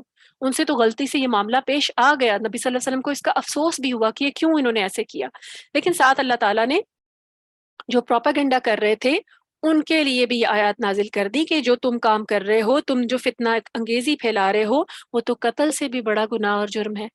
تو تم اپنی طرف دیکھو، مسلمانوں پر جو ہے وہ انگلیاں نہ اٹھاؤ۔ اور دیکھیں، یاد رہے کہ فتنے سے مراد یہاں پر ہر ایسی اس قسم کی مزاحمت ہے جو ان لوگوں نے اسلام کو کی راہ کو روکنے کے لیے اختیار کر رکھی تھی، یعنی اسلام تاکہ نہ پھیلے، مسلمانوں میں شر پیدا ہو، جو کمزور جن کا بھی ایمان ہے ان پہ پروپیگنڈا کر کے ان کو اسلام سے واپس پھیر دیں۔ کیونکہ دیکھیں بعض لوگ جو ایمان لائے تھے ابھی تھوڑے تھوڑے ڈاواڈول تھے، ابھی نئے نئے مسلمان ہوئے تھے، تو ایسی کوششیں بھی ہوتی تھی کہ کسی طریقے سے ان کا اسلام سے متنفر کر دیا جائے، یہ واپس کفر میں داخل ہو جائیں۔ تو اللہ سبحانہ و تعالیٰ نے کہا کہ اگر غلط فہمی کی بنا پر یہ لڑائی ہو گئی، یعنی اس میں بتایا گیا کہ اگر غلط فہمی کی بنا پر یہ لڑائی ہو گئی، مسلمانوں کو ایک تو پتہ نہیں تھا، اور دوسرے یہ کہ انہوں نے حملہ کر دیا، کام تو غلط کیا ہے لیکن جو تمہارے کام ہیں وہ اس سے بھی زیادہ غلط ہیں، برے ہیں، اور اللہ تعالیٰ کے نزدیک اس سے بھی زیادہ ناپسندیدہ ہیں۔ تو دیکھیں اس آیت میں ہمیں کیا بات پتہ چل رہی ہے کہ اللہ تعالیٰ کو فتنہ فساد بہت زیادہ ناپسند ہے۔ ہم قتل کو تو برا سمجھتے ہیں لیکن فتنہ فساد کو برا نہیں سمجھتے۔ میرے اور آپ کے لیے عمل کی بات اس میں کیا ہے؟ فتنہ فساد سے بچا جائے۔ اور فتنہ کیا ہوتا ہے؟ لڑائیاں بھی ہوتی ہیں، یہاں پہ تو اسلام کے حوالے سے بات ہو رہی ہے نا۔ بعض اوقات ہم ویسے ہی فتنہ فساد جو ہے وہ مچانے سے باز نہیں آتے، کوئی چھوٹا سا اختلاف ہوا تو لمبی لمبی باتیں شروع کر دیتے ہیں، یا پھر آ کر لوگوں سے آرگیومنٹ کرتے ہیں، جھگڑتے ہیں اونچی آواز میں۔ اور آپ دیکھیں ہمارے اندر اتنی برداشت میں کمی پیدا ہو گئی کہ فتنہ فساد ہمارے بازاروں میں بہت نظر آتا ہے۔ کسی کی گاڑی کسی چیز سے ٹکرا گئی، کوئی کسی کے آگے آ گیا، کچھ بھی چھوٹا سا کچھ ہوا تو آپ دیکھیں پورے بازار جو ہیں یا سڑکیں جو ہیں وہاں پہ لوگ اکٹھے ہوئے تھے، اور پتہ کیا چلتا ہے کہ بیچ میں لڑائیاں ہو رہی ہیں، اس نے اس کو کچھ کہہ دیا، اور پورا بازار جب اکٹھا ہوتا ہے وہ فتنہ فساد دیکھنے کے لیے۔ اور اللہ سبحانہ تعالیٰ کا فتنہ فساد سخت ناپسند ہے۔ تو کرنے کا کام کیا ہے کہ ایسی ایسی باتوں سے جو ہمارے نفس کو ناگوار گزرتی ہیں یہ سوچ کر رک جائیں۔ کبھی مجھے اور آپ کو کسی کی کوئی بات بری لگتی ہے اور ہم حق بجانے پہ کہ ہم ان سے پوچھ سکیں کہ آپ نے ایسا کیوں کہا یا آپ نے ایسا کیوں کیا، تو یہ سوچ کر رک جائیں کہ اس سے ایک جھگڑا پیدا ہوگا، اور اللہ تعالیٰ کو جھگڑا سخت ناپسند ہے۔ اور اگر میں اس بات سے رک جاؤں گی حق بجانب ہوتے ہوئے بھی، تو اللہ سبحانہ و تعالیٰ میرے درجے بھی بلند کریں گے انشاءاللہ۔ جنت بھی جو ہے نبی صلی اللہ علیہ وسلم کی حدیث کے ذریعے کہ جنت میں بھی ایسے لوگوں کے لیے نبی صلی اللہ علیہ وسلم نے گھر کی ضمانت دی ہے کہ جو حق پر ہوتے ہوئے بھی جھگڑا چھوڑ دیتے ہیں۔ پھر آگے فرمایا وَلَا يَزَالُونَ يُقَاتِلُونَكُمْ حَتَّى يَرُدُّوكُمْ عَنْ دِينِكُمْ إِنِ اسْتَطَاعُوا۔ اور یہ سب کام جو تم کرتے ہو یہ لوگ تم سے ہمیشہ لڑتے ہی رہیں گے، یعنی یہ جو کافر ہے نا، یہ ایک آرگیومنٹ، یہ بہانہ ان کو مل گیا تم سے لڑنے کا، یہ تم سے ہمیشہ لڑتے رہیں گے۔ کیوں لڑتے رہیں گے؟ حتیٰ کہ اگر ان کا بس چلے تو تمہیں تمہارے دین سے ہی برگشتہ کر دیں، متنفر کر دیں۔ اور اگر تم میں سے کوئی اپنے دین سے برگشتہ یعنی متنفر ہو جائے، مرتد ہو جائے، پھر اس حالت میں مرے کہ وہ کافر ہو، تو ایسے لوگوں کے اعمال دنیا اور آخرت میں دونوں میں ضائع ہو گئے، اور یہی لوگ اہل دوزخ ہیں جو اس میں ہمیشہ رہیں گے۔ اب دیکھیں ساتھ میں دو باتیں بتائی گئی ہیں کہ کافروں کی جو دشمنی ہے نا وہ دراصل مسلمانوں سے حسد کی بنا پر، اور یعنی ان کا جو بیسک موٹیو ہے نا وہ کیا ہے، وہ کسی بازو کا تو چھوٹے چھوٹے چیزوں کو بیسس بنا کر لڑتے ہیں، دراصل وہ چاہتے ہیں کہ مسلمان اپنے دین سے ہٹ جائیں۔ یہ اس دور کے لوگوں کی بات ہو رہی تھی، اور آج بھی دیکھیں تو مسلمانوں سے ایک جو ہے نا پورا ان کے خلاف پروپیگنڈا کیا جاتا ہے تاکہ اسلام رائز نہ کر سکے، اسلام ایمرج نہ کر سکے۔ اور لبادے اوڑھ کے مسلمانوں کے، یعنی ایسے لوگ ہوتے ہیں جو غیر مسلم ہوتے ہیں، وہ مسلمانوں کے نام رکھ کے لبادے اوڑھ کے ایسے ایسے کام کرتے ہیں تاکہ اسلام جو ہے بدنام ہوتا رہے۔ تو یہ پروپیگنڈا آج بھی ہو رہا ہے۔ تو اللہ سبحانہ و تعالیٰ نے کہا کہ یہ تم سے ہمیشہ لڑتے رہیں گی، جو کافر ہے نا یہ ہمیشہ لڑتے رہیں گے اور چاہیں گے کہ تم اپنا دین چھوڑ کر ان کے دین کو واپس اڈاپٹ کر لو یا مسلمان نہ رہو۔ اور تمہارے خلاف پروپیگنڈا کریں گے. اور یہاں پر پھر اللہ سبحانہ و تعالیٰ نے بتا دیا کہ جو مرتد ہے یعنی جو اسلام سے پھر جائے گا. دیکھیں اسلام میں داخل ہونا بہت اجر و ثواب کا کام ہے. اسلام سے پھر جانا، اس مرتد کی سزا تو موت رکھی گئی ہے. جو اسلام سے پھر جائے تو اس کا قتل جو ہے وہ جائز کر دیا گیا ہے. تو یہاں پہ بات کی جا رہی ہے، دیکھیں جس طرح اسلام لانے سے ہوتا کیا ہے، جب صحابہ کرام ایمان لے کر آئے تھے، چاہے وہ 30 سال کے تھے 40 سال کے تھے، ان کی پچھلی زندگی کی تمام گناہ معاف ہو گئے تھے. تو آج بھی اگر کوئی اسلام میں داخل ہوتا ہے تو اس کے سابقہ تمام گناہ معاف ہو جاتے ہیں. لیکن اسی کے اگینسٹ، اسی کے برعکس، اگر کوئی انسان اسلام سے نکل جاتا ہے تو اس کی پچھلی چاہے کتنی بھی بڑی نیکیاں ہیں وہ سب ضائع ہو جائیں گی. کیونکہ اگر وہ کفر کی حالت میں مرے گا، اللہ تعالیٰ کے نزدیک سخت ناپسندیدہ ہے کہ کوئی اسلام سے پھر جائے. ایسا شخص واجب القتل ہے. اور پھر یہ کہ اگر وہ کفر کی حالت میں مرے گا تو ایک تو اس کو کسی بھی پرانی نیکی کا اجر نہیں ملے گا، کیونکہ اب وہ کافر ہے. انسان کا خاتمہ جس عمل پر ہوگا وہ اسی پہ ہی اٹھے گا. تو پھر اللہ سبحانہ وتعالیٰ نے کیا کہا کہ ایسے لوگ جہنم والے ہیں، اصحاب النار ہم فیہا خالدون، اس میں ہمیشہ رہنے والے. یعنی یہ نہیں ہوگا کہ ان کو سزا دے کر بعد میں جنت میں بھیج دیا جائے گا. دیکھیں قرآن مجید میں جب بھی یہ مضامین آتے ہیں نا، جب سزائیں سنائی جاتی ہیں اور وہاں خالدون کا لفظ آ جائے تو یہ بہت سخت الفاظ ہے کہ وہ ہمیشہ رہنے والے ہیں. کیونکہ دیکھیں ہمیں پتہ ہے کہ مسلمانوں میں بھی کچھ ایسے لوگ ہیں کلمہ گو جنہوں نے ایسے ایسے گناہ کر لیے، اور وہ اگر توبہ کیے بغیر مر جائیں، انہوں نے ریگریٹ نہیں کیا، ریپینٹ نہیں کیا، اپنی اصلاح نہیں کی، تو ان کو سزائیں دی جائیں گی. اور پھر کلمہ حق کی وجہ سے، ان کی نیکی کی وجہ سے آخر میں انہیں جنت میں بھیج دیا جائے گا. لیکن خالدون جن کے لیے لفظ استعمال ہو گیا ہے وہ کبھی بھی جنت میں نہیں جائیں گے. اور یہاں تو مرتد کی بات ہو رہی ہے. مرتد تو کبھی بھی جنت میں واپس نہیں جا سکتا، اور پیچھے اس نے جتنے مرضی صدقہ خیرات کیے ہوں، جتنی مرضی نیکیاں کی ہوں، وہ سب عمل جو ہیں وہ ضائع ہو جائیں گے.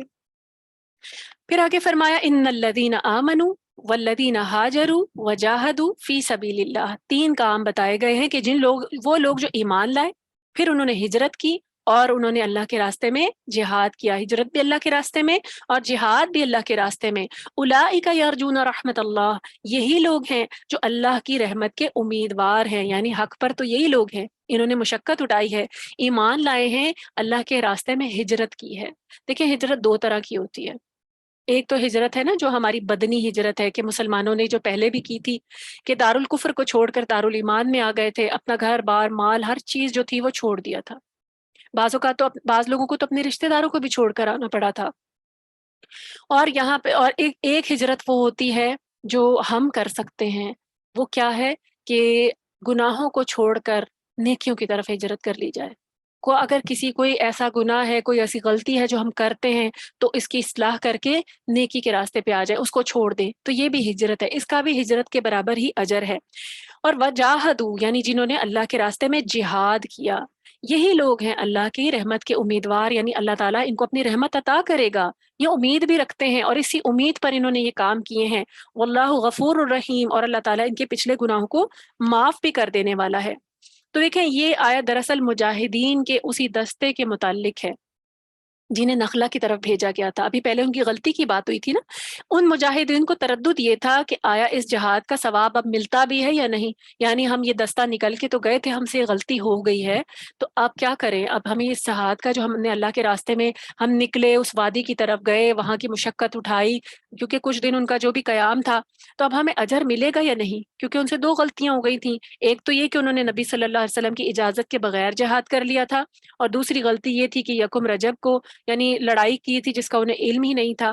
تو اللہ تعالیٰ نے ان کو اپنی رحمت کا امیدوار بتایا کہ امید رکھو، تم نے اللہ کے راستے میں تم ایمان بھی لائے، اللہ کے راستے میں نکلے بھی، جہاد بھی کیا، ہجرت بھی کی، تو کیا ہے؟ اللہ کی رحمت کے امیدوار رہو، کیونکہ اللہ تعالیٰ غلطیوں کو معاف کر دینے والے ہیں، مہربان ہیں. یعنی اگر تمہاری نیت اچھی تھی، اب غلطی ہو گئی ہے اور تمہیں اس بات کا پچھتاوا ہے، تو اللہ سے رحمت کے امیدوار رہو. اب دیکھیں یہاں پہ جہاد کی بات ہو رہی ہے. جہاد کی تعریف اور غرض و غایت کو دیکھ لیتے ہیں. جہاد جد و جہد سے ہے، جوہد سے ہے. ہم لوگ تو صرف جہاد اس کو کہتے ہیں نا، تلوار اٹھائی، گن اٹھائی اور لڑنے پہنچ گئے. جہاد جہد سے ہے، جد و جہد سے ہے. دراصل ہر اس کوشش کا نام جہاد ہے، جہد ہے، جو اسلام کے راستے میں مزاحم ہونے والی رکاوٹوں کو دور کر دے. یعنی جو بھی چیزیں آ رہی ہیں اسلام کے راستے میں، اسلام کو کمزور کرنے کے لیے، اسلام کے راستے میں مسلمانوں کو کسی قسم کا اسلام کی پریکٹس کرنے سے روکنے کے لیے، تو ان کے راستے میں جو ہے وہ آنا اور اس کے لیے جد و جہد کرنا، یہ جہاد کہلاتا ہے. اب دیکھیں، اگر کوئی شخص ہے، انسان اپنی صلاحیتوں کے ساتھ بھی جہاد کر سکتا ہے، کیونکہ جہاد کی تو بہت ساری قسمیں ہیں. جہد ہے نا، جد و جہد ہے، کوشش ہے. اگر کوئی شخص جو ہے ذہن سے اس قسم کی کوئی تدبیر سوچتا ہے، یا کافروں کی تدبیر کا کوئی توڑ سوچتا ہے، یعنی کافروں کوئی چال چلنے لگے اور کوئی مومن سوچے اور کوئی ایسی تدبیر کر لے جس سے کافروں کی چال ناکام ہو جائے، یہ بھی اس کا جہاد ہے. اور اسی طریقے سے اگر کوئی شخص زبان سے یا قلم سے اس مقصد پر دوسروں کو آمادہ کرتا ہے، یعنی دیکھیں اگر اس کی صلاحیت اچھی ہے زبان دانی کی، اللہ تعالیٰ نے اس کو بولنے کا جو صلاحیت ہے وہ اچھی عطا کی ہے، وہ اپنی بات کو بہتر ایکسپلین کر سکتا ہے. اگر وہ اپنی اس صلاحیت کو اللہ کے راستے میں دین کی ترویج کے لیے استعمال کرتا ہے تو یہ بھی جہاد ہے. دیکھیں، ہمیں اپنے اپنے صلاحیتوں کا جائزہ لینے کی ضرورت ہے، مجھے اور آپ کو، کہ میرے اور آپ کے پاس کون سی ایسی اچھی صلاحیت ہے جو میں اور آپ اللہ کے راستے میں لگا دیں. ویسے تو ساری صلاحیتیں اچھی ہیں، لیکن کوئی نہ کوئی ہر انسان میں ایک ایسی صلاحیت ہوتی ہے جو دوسروں سے اس کو ڈفرینشیٹ کرتی ہے، دوسروں سے تھوڑی سی زیادہ ہوتی ہے. تو اگر میں اور آپ وہ اللہ کے راستے میں لگا دیں، دین کے لیے لگا دیں، دین کی ترویج کے لیے لگا دیں، تو یہ میرا اور آپ کا جہاد شمار ہوگا. قلم سے جہاد، کیونکہ یہ بھی ایک جہاد کی قسم ہے. اگر کوئی انسان بہت اچھا لکھنا جانتا ہے تو وہ باطل کا ارتداد کرے، یعنی وہ باطل کے خلاف بھی لکھے، غلط ظلم کے خلاف لکھے، دین اسلام کے خلاف کوئی پروپیگنڈا کر رہا ہے تو اس کے خلاف لکھے، کسی کی سازش ہے، باطل کی سازش ہے، ان کو بے نقاب کرے، تو یہ بھی جہاد کی قسم ہے. تو جہاد دیکھیں کتنے طریقوں سے کیا جاتا ہے. ہم لوگوں نے جہاد کا اصل میں مفہوم جو ہے اس کو بہت لمیٹڈ کر دیا ہے. تو جہاد کا تو بہت زیادہ اجر ہے. تو میں اور آپ اگر اپنی صلاحیتوں سے جہاد کرتے ہیں اللہ کے راستے میں تو اس کا بھی بہت اجر ہے. قرآن میں ایک جگہ پہ آتا ہے، اللہ سبحانہ وتعالیٰ نے کہا ہے وَجَاهِدْهُمْ بِهِ جِهَادًا كَبِيرًا، کہ ان کے ساتھ اس قرآن کے ذریعے سب سے بڑا جہاد کرو. تو دیکھیں قرآن کے ذریعے جہاد کو اللہ نے سب سے بڑا جہاد کہا ہے، کہ قرآن کی روشنی پھیلائیں اور لوگوں میں اس کے ذریعے اس کے لیے کوشش کریں، اس کے لیے نکلیں. کیونکہ دیکھیں جب کوئی انسان دینی تعلیم، قرآن کی تعلیم حاصل کرنے کے لیے نکلتا ہے تو یہ بھی اس کا اللہ کے راستے میں نکلنا ہے، اور یہ بھی اس کی جد و جہد ہے. پھر اس کے بعد وہ اس علم کو حاصل کرتا ہے، پھر آگے پہنچاتا ہے، اپنا وقت لگاتا ہے، اپنی صلاحیت لگاتا ہے، یہ بھی اس کا جہاد ہے. تو یہ مجھے اور آپ کو، میں اور آپ، تو ہمارے لیے اس میں بہت بڑی بات ہے کہ ہم لوگ اس قرآن کے ساتھ جو ہے نا وہ جہاد کریں. عورت کا جہاد اس کا گھر بھی ہے. عورت کا جہاد نبی صلی اللہ علیہ وسلم کی حدیث سے پتہ چلتا ہے، اس کا حج جو ہے حج جو ہے عورت کا، وہ بھی اس کا جہاد ہے، کیونکہ وہ اللہ کے راستے میں نکلتی ہے تو اس کو بھی اس کے جہاد سے تعبیر کیا گیا ہے. اور پھر وہ جہاد کی ایک وہ قسم ہے جسے ہم سب بہت زیادہ معروف طور پر جانتے ہیں، وہ کیا ہے؟ اللہ تعالیٰ کے راستے میں لڑنا. جب باطل جو ہے غالب آنے کی کوشش کرے، یا اسلام کو مٹانے کی کوشش کرے، کسی اسلامی ملک پر حملہ کرے، تو پھر اس وقت اپنی جان کی بازی لگانے کی ضرورت پیش آئے تو انسان دریغ نہ کرے. اور جہاد کی جو غرض اور غایت ہے نا، وہ ہونی کیا چاہیے؟ وہ یہ ہونی چاہیے کہ تمام ادیان کے مقابلے میں اللہ کا کلمہ بلند ہو، اور صرف اللہ کا اور دین اسلام کا نام ہی بول بالا ہو. اگر بیچ میں کوئی اور مقصد آ گیا تو وہ جہاد نہیں ہوگا، وہ قتال، صرف جنگ ہوگی. تو جہاد فی سبیل اللہ نہیں کہہ سکتے.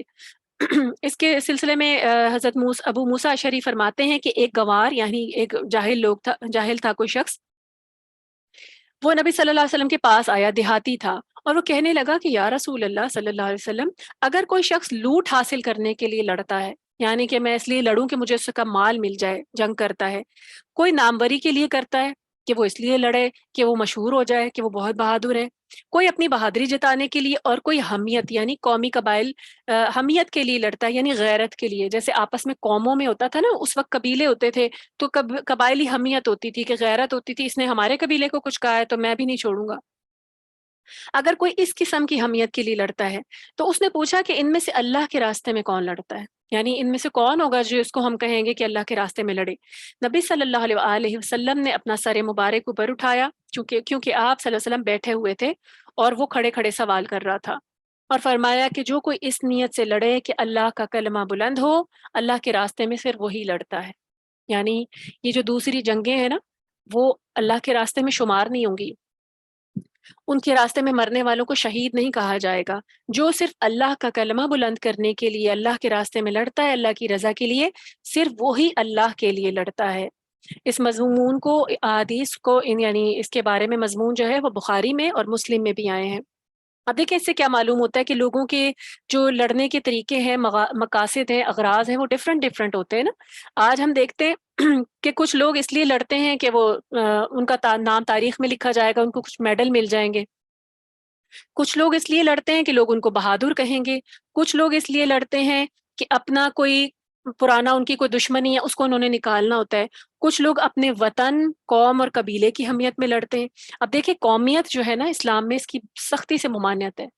اگر فرض کریں ہم اپنے کنٹری کے لیے لڑتے ہیں، اسلامی کنٹری نہیں ہے، اور کوئی انسان مر جاتا ہے تو وہ اسلامی کنٹری نہیں ہے، اس کے لیے لڑا ہے، تو وہ شہید تو نہیں شمار ہوگا چاہے وہ مسلمان تھا۔ تو بیسیکلی مقصد کیا ہے اسلام کا؟ اللہ تعالیٰ کا کلمہ بلند ہو، اللہ تعالیٰ کی رضا ہو، فی سبیل اللہ لڑا جائے۔ تو آج مختلف نظریے تو ہوتے ہیں۔ دیکھیں نبی صلی اللہ علیہ وسلم کی ایک حدیث اور بہت ڈرا دینے والی حدیث ہے، اس کا مفہوم ہے صرف تھوڑا سا ہی، کیونکہ لمبی حدیث ہے، تھوڑا سا ہی بتاؤں گی آپ کو کہ دیکھیں اسی تناظر میں ہے کہ جہنم کی آگ سب سے پہلے 3 قسم کے لوگوں سے بھڑکائی جائے گی، کیونکہ جہنم جل تو رہی ہے لیکن انسان اور پتھر اور جن جو ہے وہ اس کا ایندھن ہوں گے نا، تو سب سے پہلے جہنم کی آگ 3 قسم کے لوگوں سے بھڑکائی جائے گی۔ ان میں سے پہلا جو ہے وہ شہید ہوگا۔ اب آپ سوچے، شہید ہوگا اور وہ جب اس کو جہنم میں ڈالا جا رہا ہوگا تو وہ پوچھے گا، یہ نبی صلی اللہ علیہ وسلم کی حدیث ہے، اسی کا مفہوم بتا رہی ہوں، وہ پوچھے گا کہ مجھے کیوں ڈالا جا رہا ہے، میں نے تو اللہ تعالیٰ آپ کے راستے میں جان دے دی تھی۔ تو اللہ سبحانہ و تعالیٰ کہیں گے نہیں، تم نے میری خاطر جان نہیں دی تھی، تم چاہتے تھے کہ تم بہادر کہلاؤ تو تمہیں بہادر کہہ دیا گیا۔ یعنی دنیا میں جب تم چلے گئے تھے تو لوگوں نے تمہارے نام کے لیے جو ہے میڈل بھی دے دیے تھے، تمہیں بہادر کے نام سے یاد بھی کرتے رہے کہ جو تمہاری غرض تھی وہ پوری کر دی گئی، اب تمہارا کوئی حصہ نہیں ہے۔ تو پھر اس انسان کو شہید ہونے کے باوجود جہنم میں ڈال دیا جائے گا۔ تو دیکھیں کتنی سخت حدیث ہے کہ انسان کی نیت کتنی میٹر کرتی ہے۔ گیا تو وہ جان تو اس نے دی تھی، لیکن اس کے اندر یہ ایک موٹیو یہ تھا کہیں اندر ڈیپ ان ہز ہارٹ، اور اللہ تعالیٰ تو جانتے ہیں، سینوں کے بھید سے بھی واقف ہے۔ لوگ تو یہ سمجھ رہے تھے کہ یہ وطن کی خاطر یا اسلامی ملک کی خاطر، کنٹری کی خاطر لڑ گیا، اسلام کی خاطر لڑ گیا، لیکن اللہ تعالیٰ کو پتا تھا کہ یہ بہادر کہلانے کے لیے لڑا تھا اور اسی راستے میں مارا گیا ہے، تو وہ شہید نہیں تھا۔ یعنی شہید کہا تو گیا لیکن اسی سے جہنم کی آگ پھر پہلے بھڑکائی جائے گی۔ تو لڑائی میں مقصد دیکھا جائے گا کہ اگر اللہ کا کلمہ بلند کرنا ہے تو پھر وہی جو ہے لڑائی جو ہے وہ اللہ کے راستے میں لڑائی ہوگی، ورنہ باقی جو لڑائیاں ہیں وہ چاہے قومیت کی بنا پر ہوں، مشہور ہونے کے لیے ہوں، بہادر کہلوانے کے لیے ہوں، وہ اللہ کے راستے میں نہیں ہوں گی۔ پھر آگے فرمایا یسألونک عن الخمر والمیسر۔ دیکھیں پھر یسألونا کی بات ہوئی کہ انہوں نے سوال کیا۔ کیا سوال تھا؟ پوچھا وہ آپ سے، یعنی آپ صلی اللہ علیہ وآلہ وسلم سے شراب اور جوئے کے بارے میں پوچھتے ہیں۔ یعنی اب دیکھیں صحابہ کرام نے شراب کے بارے میں اور جوئے کے بارے میں بھی پوچھا، زیادہ کیوریس تھے، وہ چاہتے تھے کہ اس سے متعلق مکمل احکامات آئیں اور پھر اس کے مطابق جو ہے وہ اپنی زندگیاں گزاریں۔ کیونکہ دیکھیں نبی صلی اللہ علیہ وسلم کے دور میں شراب جو تھی، جب اسلام آیا ہے تو اس وقت تو شراب پی جاتی تھی عرب قوم میں، اور آہستہ آہستہ بتدریج جو ہے نا شراب کی حرمت کا حکم آیا، ایک دم نہیں آ گیا تھا فوراً کہ بس چھوڑ دو، آیا ہے اور 3 حکم آئے ہیں۔ تیسرا حکم جو تھا وہ قطعی حکم تھا۔ نبی اللہ سبحانہ تعالیٰ فرماتے ہیں کہ آپ ان سے کہیے کہ ان دونوں کاموں میں بہت بڑا گناہ ہے۔ کون سے 2 کام ہیں؟ شراب پینا اور جوا کھیلنا۔ اور لوگوں کے لیے کچھ فائدے بھی ہیں۔ اب قرآن میں کیا کہا جا رہا ہے کہ اس میں کچھ فائدے جو تمہیں نظر آ رہے ہیں یہ بڑے وقتی فائدے ہیں، مگر ان کا گناہ ان کے فائدے کے مقابلے میں بہت زیادہ ہے۔ اب یہ شراب کے متعلق سب سے پہلا حکم ہے، یعنی جو اس وقت ہم نے پڑھا ہے اس آیت میں، یہ شراب سے متعلق ابتدائی حکم تھا، جس میں صرف شراب سے نفرت دلانا مقصود تھی کہ اس میں بہت بڑا گناہ ہے، اتنا کہہ دیا گیا، ابھی روکا نہیں گیا۔ دیکھیں ساتھ بتایا کہ اس میں کچھ فائدے ہیں جو تمہیں نظر آ رہے ہیں، لیکن یہ فائدے نقصان بہت زیادہ ہے۔ اس کے بعد دوسرا حکم آیا تھا کہ لا تقربوا الصلاۃ وانتم سکارا، کہ نشے کی حالت میں نماز کے قریب نہ جاؤ۔ اس حالت میں یعنی شراب پی کر نماز ادا نہ کرو تاکہ تمہیں پتہ ہی نہ چل رہا ہو کہ تم اللہ سبحانہ تعالیٰ کے حضور کھڑے ہو کر کہہ رہے ہو۔ اس وقت بھی اس کو حرام نہیں کیا گیا تھا۔ تیسرا حکم جو آیا تھا وہ پھر قطعی تھا کہ شراب چھوڑ دی جائے گی، اور وہ سورۃ المائدہ کی آیت نمبر 90 میں ہے، جس میں شراب اور جوا اور اس سے قبیل کی تمام دوسری چیزوں کو قطعی طور پر حرام کیا گیا ہے۔ اب دیکھیں وہاں پر اللہ سبحانہ وتعالیٰ نے سورۃ مائدہ کی آیت نمبر 19 میں اس کو رجس اور شیطان اور شیطانی کام کہا ہے۔ بعض لوگ کیا پلی لیتے ہیں، کہتے ہیں اللہ تعالیٰ نے قرآن مجید میں شراب کو حرام تو نہیں کہا، کہاں کہا ہے، لکھا تو نہیں ہے، حرام تو نہیں لکھا، یعنی یہ لفظ نہیں لکھا۔ اب آپ دیکھیں اللہ سبحانہ وتعالیٰ نے وہاں پہ اس آیت میں کہا ہے کہ اس کے قریب بھی نہ جاؤ، یہ گندے شیطانی کام ہے۔ تو کیا کوئی شیطانی کام اللہ کی رضا کا کام ہو سکتا ہے؟ یعنی ایک حرام لفظ نہیں لکھا تو وہ کہتے ہیں پی لو، کوئی مسئلہ نہیں، اللہ نے اس کو حرام نہیں کہا۔ تو اللہ تعالیٰ نے اس کو گندا شیطانی کام کہا ہے، گندگی کہا ہے۔ تو یہ اس سے مراد یہی ہے کہ اس کے قریب بھی نہ جاؤ۔ اب قریب بھی نہ جاؤ جب اللہ تعالیٰ کا حکم آ گیا، تو اگر صرف حکم کو دیکھنا ہے تو یہ حکم کافی ہے کہ انسان اس کو ٹچ بھی نہ کرے، اس کی طرف دیکھے بھی نہ۔ اور پھر اگر شراب پینے دیکھیں اس کے علاوہ اللہ تعالیٰ نے یہاں پہ منفعت کی بات کی ہے کہ اس میں کچھ فائدے ہیں۔ فائدے کیا ہیں کہ وقتی طور پہ جو لوگ شراب پیتے ہیں ان کو تھوڑا سا سرور ملتا ہے، تھوڑی سی انٹاکسیکیشن ہوتی ہے، تھوڑا سا وہ بیٹر فیل کرتے ہیں، اور کچھ تھوڑی سی دیر کے لیے، یعنی اگر انہوں نے تھوڑی سی شراب پی ہے تو وہ تھوڑا سا بہتر فیل کریں گے، لیکن جیسے ہی وہ زیادہ پیتے جائیں گے وہ ان کے جو دماغ ہے وہ اپنے ان کے قابو سے باہر ہوتا جائے گا، پھر وہ جو مغلظات بکیں۔ نبی صلی اللہ علیہ وسلم کے دور میں، بلکہ نبی صلی اللہ علیہ وسلم کے بعد حضرت ابو بکر ہیں کہ صحابی ہیں، انہوں نے بتایا کہ ایک مرتبہ وہ بازار سے گزر رہے تھے تو انہوں نے دیکھا کہ ایک شخص جو تھا شراب کے نشے میں گلی کے کنارے پر پڑا ہوا تھا۔ اب آپ دیکھیں اس کا نقصان چیک کریں کہ جب انسان کی عقل ماری جاتی ہے، اور اس نے وہاں پر رفع حاجت پڑی ہوئی تھی، کسی نے رفع حاجت کی تھی اور وہ وہیں اسی کو اٹھا کر کھا رہا تھا۔ اب آپ سوچیں انسان اپنی ذہن سے کس قدر جو ہے وہ دور ہو جاتی ہے، اپنی عقل سے کس قدر دور ہو جاتا ہے۔ تو اللہ سبحانہ و تعالیٰ نے نہ صرف اس کا یہ کہ اس سے عقل ماری جاتی ہے، اس کے بہت سارے نقصان جو اب سائنس ریسرچ جو ہے وہ پروف کر رہی ہے، انسان کا لیور بیکار ہو جاتا ہے، اتنے زیادہ ہیلتھ ہیزرڈز اس میں ہیں۔ تو اللہ سبحانہ و تعالیٰ نے روک دیا کہ اس میں جو تمہیں چھوٹا سا فائدہ نظر آ رہا ہے، اس کا نقصان تو اس سے کہیں زیادہ بڑا ہے، تو ان سے دور رہنا ہے۔ اور اس کے علاوہ یہاں پر جوئے کی بات بھی کی جا رہی ہے۔ دیکھیں جوئے میں کیا ہوتا ہے، گیمبلنگ میں، کہ انسان جب جاتا ہے نا، جو بڑے بڑے کسینوز کھلے ہوتے ہیں وہاں باقاعدہ جو ہے انسان کو ٹریپ کیا جاتا ہے۔ سب سے پہلے کیا ہوتا ہے، جب انسان پہلی مرتبہ جاتا ہے تو وہ جیت جاتا ہے، کیونکہ تاکہ وہ یہیں کا ہو کر رہ جائے۔ وہ جیتتا ہے، اس کو فائدہ نظر آتا ہے، کچھ پیسے ہیں، پہلی بار دو بار جیتے گا، پھر اس کو آہستہ آہستہ اس چیز کی لت پڑ جاتی ہے۔ جس طرح شراب میں ایڈکشن ہے، اسی طرح جوا کھیلنے والوں کے لیے جوئے میں بھی ایڈکشن ہوتی ہے۔ پھر اس کے بعد وہ اس طریقے سے ان کو ٹریپ کرتے ہیں کہ وہ اس میں پھر اپنا مال لانا شروع کر دیتے ہیں، ان کو وہ اپنی پہلی جیت نہیں بھولتی، اور پھر وہ اپنا مال لاتے ہیں کہ شاید پھر جیت جاؤں گا، پھر جیت جاؤں گا۔ اپنے گھر کا اپنا سارا مال جو ہے، اپنے گھر کی ضروریات پوری کرنے کے بجائے جو ہے وہ لا کر وہیں جھونک دیتے ہیں۔ اور آپ دیکھیں ایسی ایسی مثالیں سامنے آتی ہیں کہ لوگ اپنے گھر، حتیٰ کہ اپنی بیویوں کو بھی وہاں داؤ پر لگا دیتے ہیں۔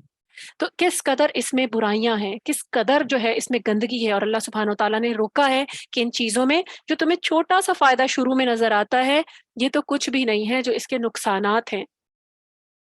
اسم کبیر، اس میں بڑی برائی ہے، اس میں بڑا گناہ ہے، تو کیا کرنا ہے، ان سے دور رہنا ہے۔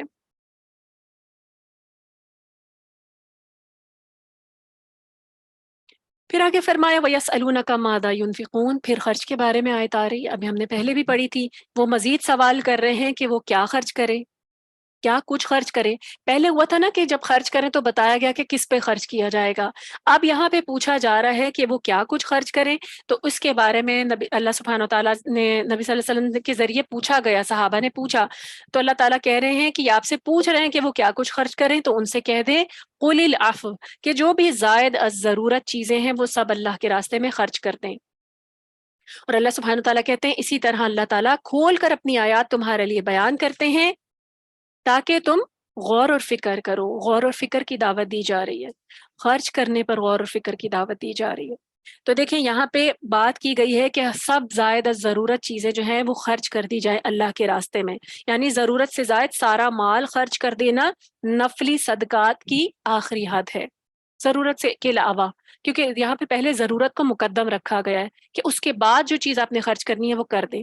لیکن دیکھیں ایسا نہیں ہونا چاہیے کہ انسان اپنا سارے کا سارا مال اللہ تعالیٰ کے راستے میں خرچ کر دے۔ اللہ نے یہاں پہ ہمیں ایک کرائٹیریا دے دیا ہے کہ اپنی ضرورت کے لیے رکھ لو، ایسا نہ ہو کہ سب کچھ ہی لٹا کے بیٹھ جاؤ اور پھر دوسروں سے مانگتے پھرو اور بعد میں خود محتاج ہو جاؤ۔ چنانچہ ابو ہریرہ رضی اللہ تعالیٰ عنہ کہتے ہیں کہ نبی صلی اللہ علیہ وآلہ وسلم نے فرمایا کہ بہترین صدقہ وہ ہے کہ جس کے بعد آدمی خود محتاج نہ ہو جائے۔ ابتدا ان لوگوں سے کرو جو تمہارے زیر کفالت ہیں، بخاری کی حدیث ہے۔ اب دیکھیں یہاں پہ کتنی اچھی بات ہمیں اس حدیث میں پتہ چل رہی ہے۔ نبی صلی اللہ علیہ وسلم نے فرمایا ہے کہ بہترین صدقہ وہ ہے جسے دینے کے بعد انسان خود محتاج نہ بن جائے۔ یعنی دیکھیں دو طریقے ہو سکتے ہیں، یا تو انسان اتنا بخل کرے کہ سب کچھ ہی رو کے بیٹھ جائے، یا پھر اتنا اسراف کرے کہ سارا کچھ ہی لٹا کے بیٹھ جائے اور پھر اس کے بعد دوسروں سے مانگ رہا ہو۔ کیونکہ دیکھیں اپنی ضروریات بھی تو ہے نا، اپنے گھر کی ضروریات بھی ہیں۔ اور اس حدیث میں کیا کہا کہ اس میں جو بہترین ابتدا ان لوگوں سے کرو خرچ کی جو تمہارے زیر کفالت ہیں۔ فرض کریں ایک آدمی ہے، اس کے زیر کفالت کون ہے؟ اس کے بیوی بچے ہو سکتے ہیں نا۔ اب وہ کیا کرے کہ باہر میں مشہور ہو جائے اور چیریٹی کرتا پھرے اور گھر میں آ کر خرچہ نہ دے، بیوی کو نان نفقہ نہ دے، بچوں کی ضروریات کا خیال ہی نہ ہو، تو پھر ایسا صدقہ جو ہے وہ اس کے لیے اچھا صدقہ نہیں ہے۔ ابتدا جو ہے، کیونکہ اس سے پوچھا جائے گا، وہ اس سے سوال کیا جائے گا، کیونکہ وہ ان کا ذمہ دار ہے۔